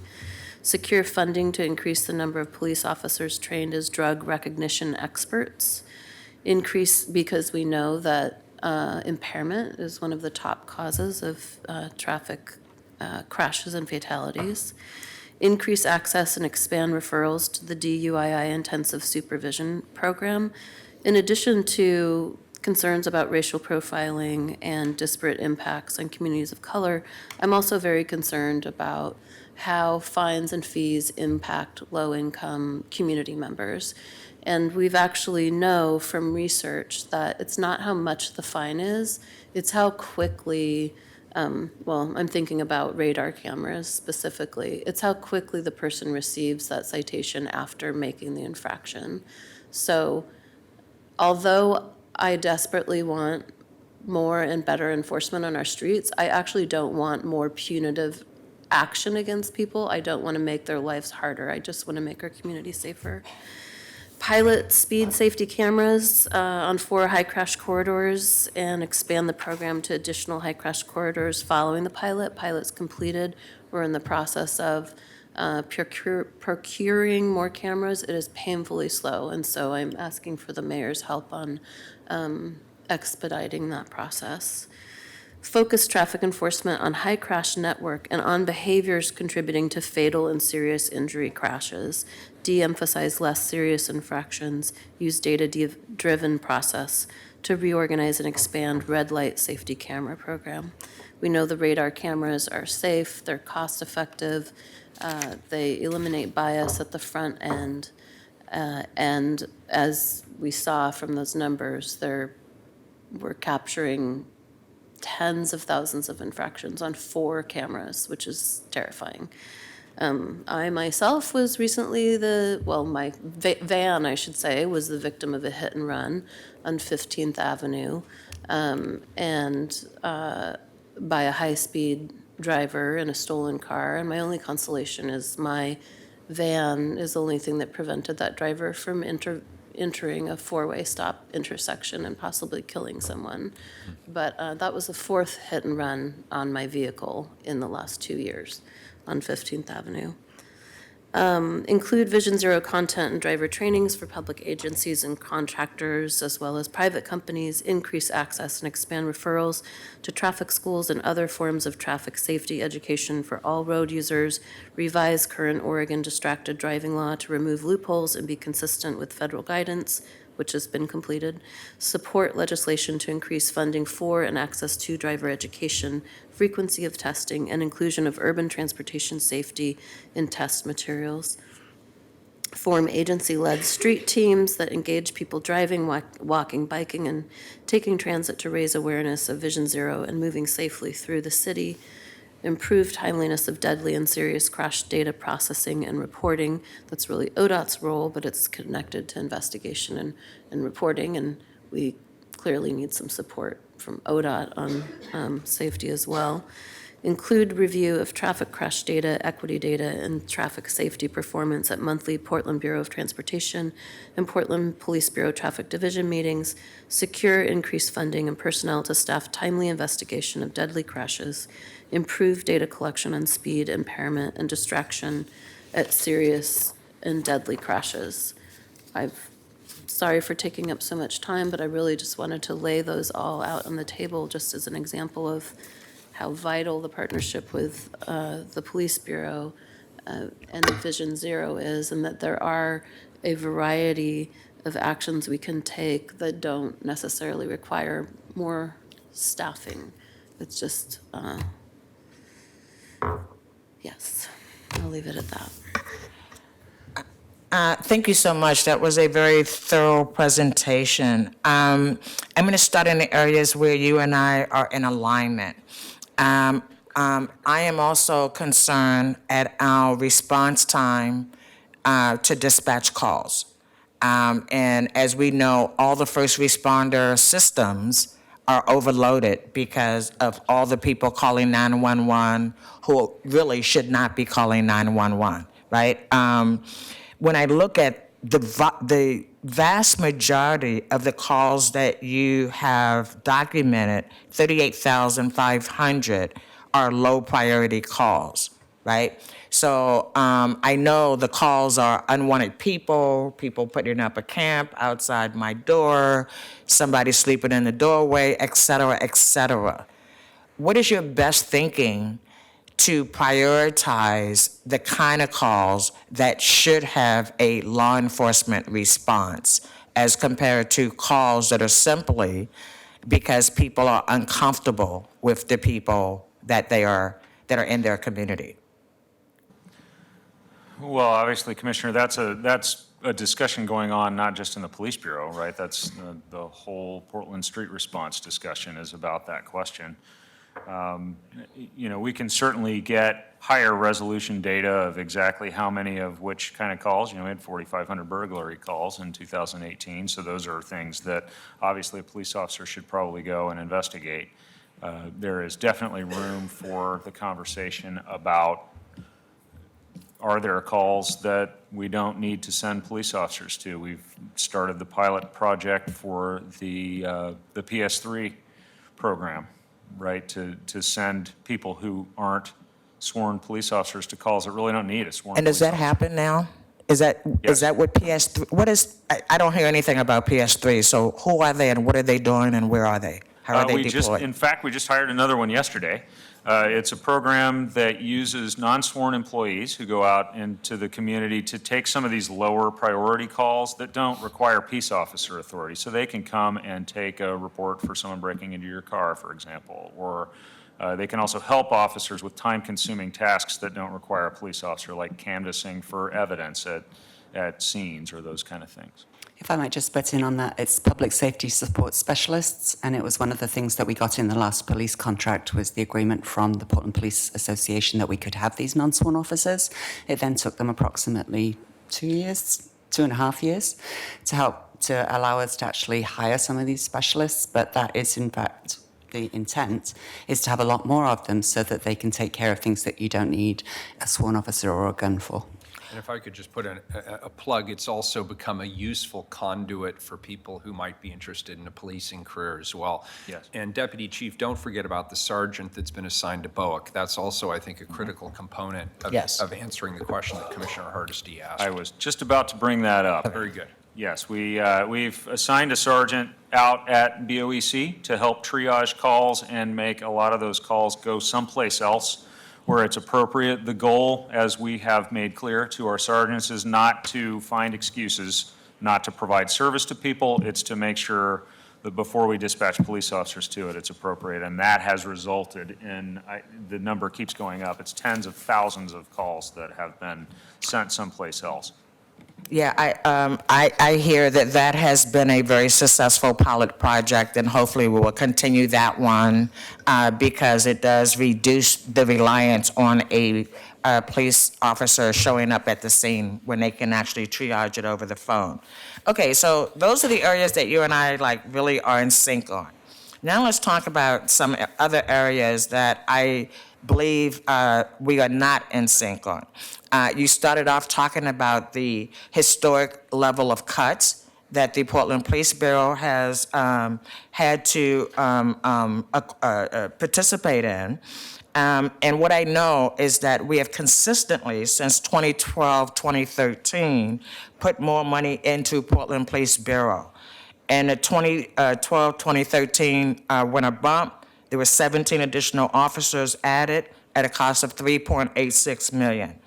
And in a fiscal 2013-14 budget appropriation, there was supposed to be additional work as it related to the DOJ settlement agreement, which was one of the reasons that that request was approved. In 2014-15 fall bump, there was another allocation with an additional 6 limited-term analyst positions for the Police Bureau, again, around the DOJ settlement agreement. And in fiscal year 2015-2016, those positions were made permanent. And so I could keep going. I mean, I got more. But my point is that out of all the bureaus who have faced cuts over the since 2012, Portland Police Bureau is not on that list, not with all the investments that have been made around police accountability, around the Department of Justice settlement agreement, and with all the new staffing that you have even if you haven't been able to hire, right, you have actually the authority to have those positions. I also would want to remind us that we've been rolling over that body cam money for a very, very long time. And I know we will have a work session on body cams that I'm looking very much forward to. So my point is that we have hired a lot of analysts, but we're still not getting good data out of Portland Police Bureau. We've given authority for additional staffing, but this staffing is not addressing what I think are the core concerns that the community has around traffic safety and around some of the other issues. So I think it's a misrepresentation to say somehow the Police Bureau is suffering from a lack of resources. You may be suffering from a lack of bodies. But again, it's all about body assignments, about how you assign officers out in the community. We are going to talk about the audit on police overtime tomorrow, I believe. Tomorrow's Wednesday? Yeah, tomorrow, right?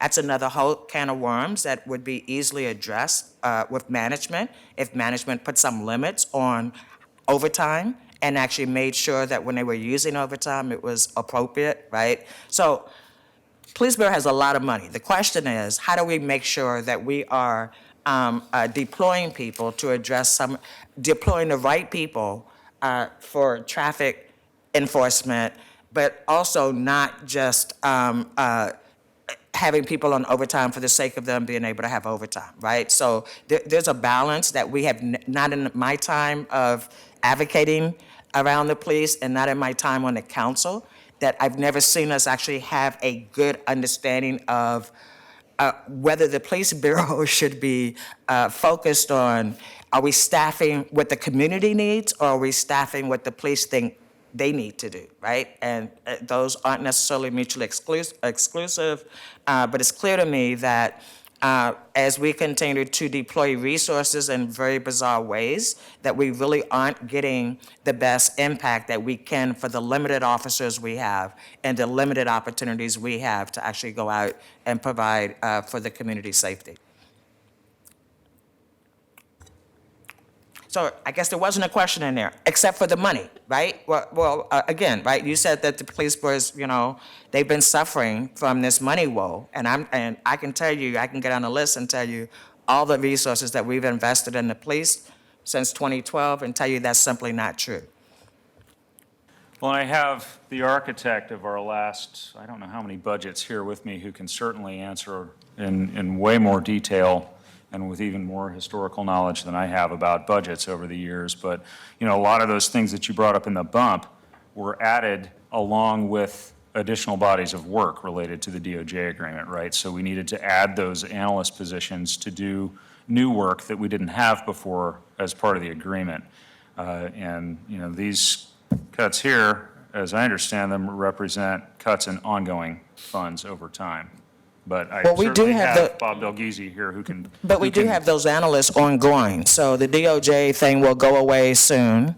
And we still have all the staffing that was hired around the DOJ, whether it's the person that was doing the monitoring, right? There's a lot of staff that were hired around the DOJ. And I anticipate that you will want to keep those staff, right? They weren't limited positions.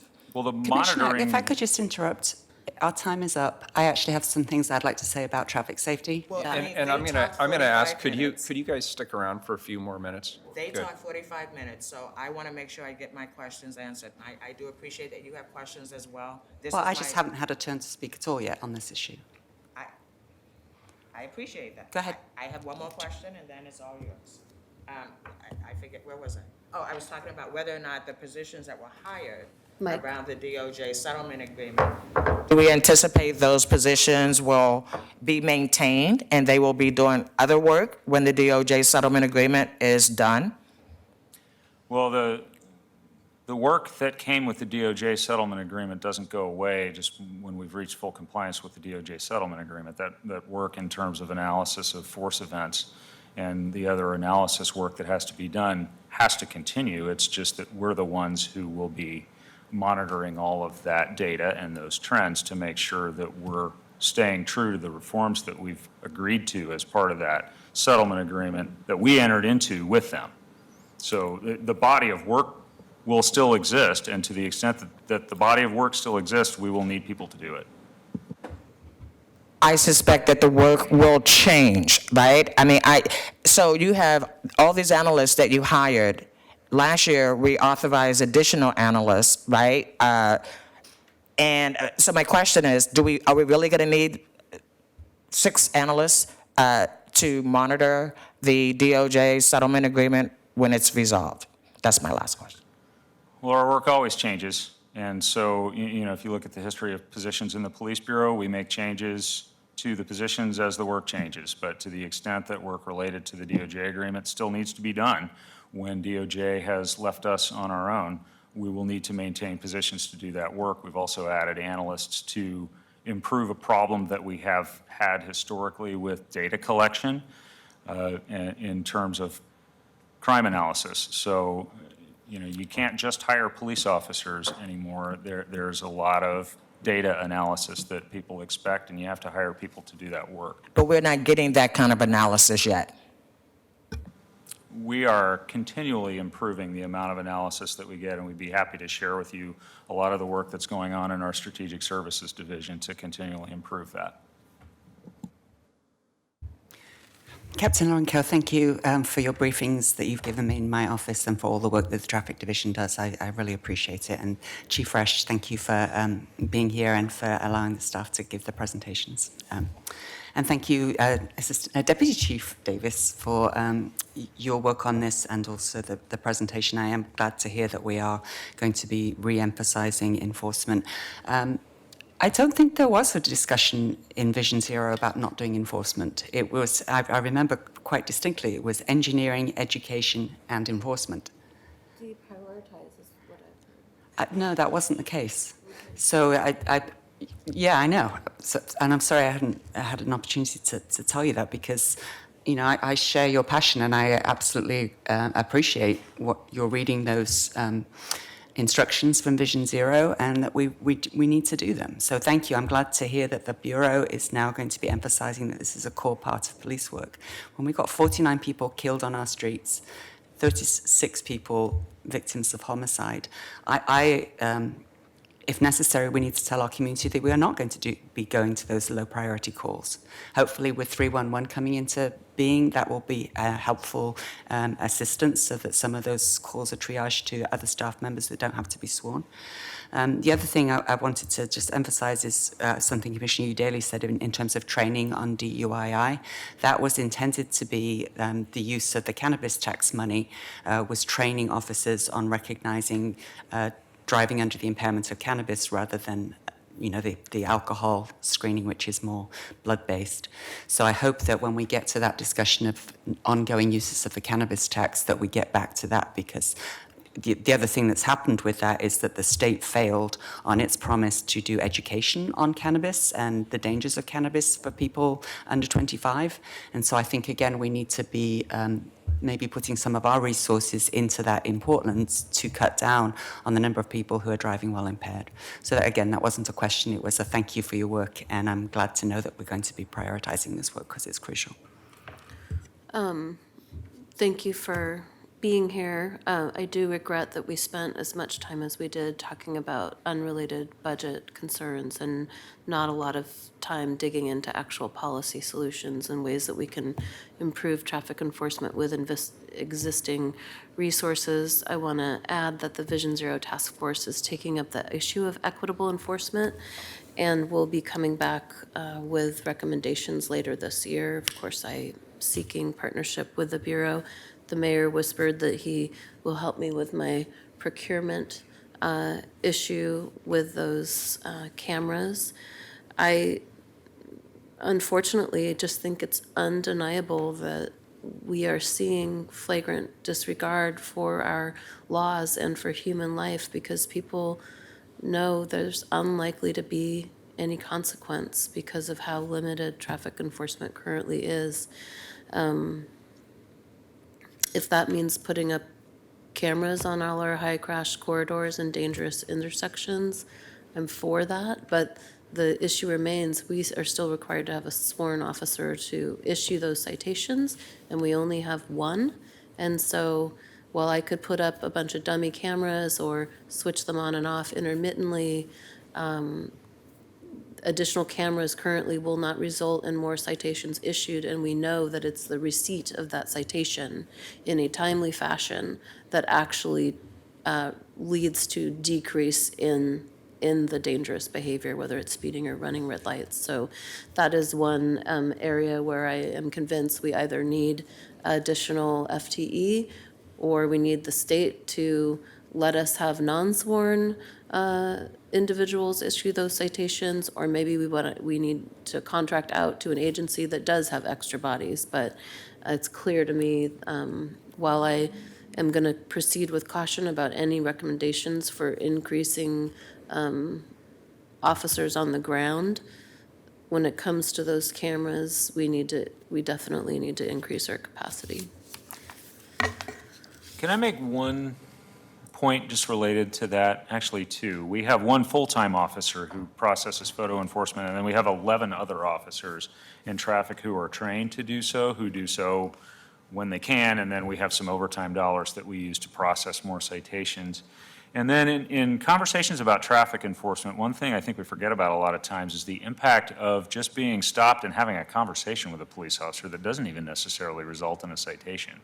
Now, I stop people occasionally for traffic violations because I think it's all of our responsibility, but I don't give a lot of traffic tickets. I have a lot of really good, engaging conversations with community members on the side of the road where I think we both walk away with a positive experience. So there's something to that, just communication with another person too, that doesn't always have to result in a ticket. That's why I want to be deputized to hand out those citations. We will connect you. I don't have many do you know who I am moments. I'm, not that ego-driven, but when someone almost kills me on the street, I do think, I am the traffic commissioner. But there's actually nothing I can do, so it doesn't really matter, does it? I mean, as an individual on the street, not as the traffic commissioner. There's lots I can do. So I want to just express my gratitude to all of you for these two great presentations. I think we should do this more often. I think it's a good opportunity to interact. It's a good opportunity to share what's going on in the Bureau. There's a lot of great things happening in the Portland Police Bureau, and I think it's important for this council to be well informed about what's going on, and I think it's also a great opportunity for my colleagues and I to ask questions and better understand the good work that you do and seek the partnerships and the collaboration that we need in order to improve the services we have. I want to also make a note that we have another work session scheduled for, I believe it's February 6th, is that correct? February 6th, we'll be discussing body-worn cameras as well as the gun violence reduction team. And I hope the conversation is as fruitful then, and I hope the presentations are as outstanding and focused as these were today. Thank you for the hard work you do. I appreciate it, and I'll continue to work hard to get you the resources you need. Thank you.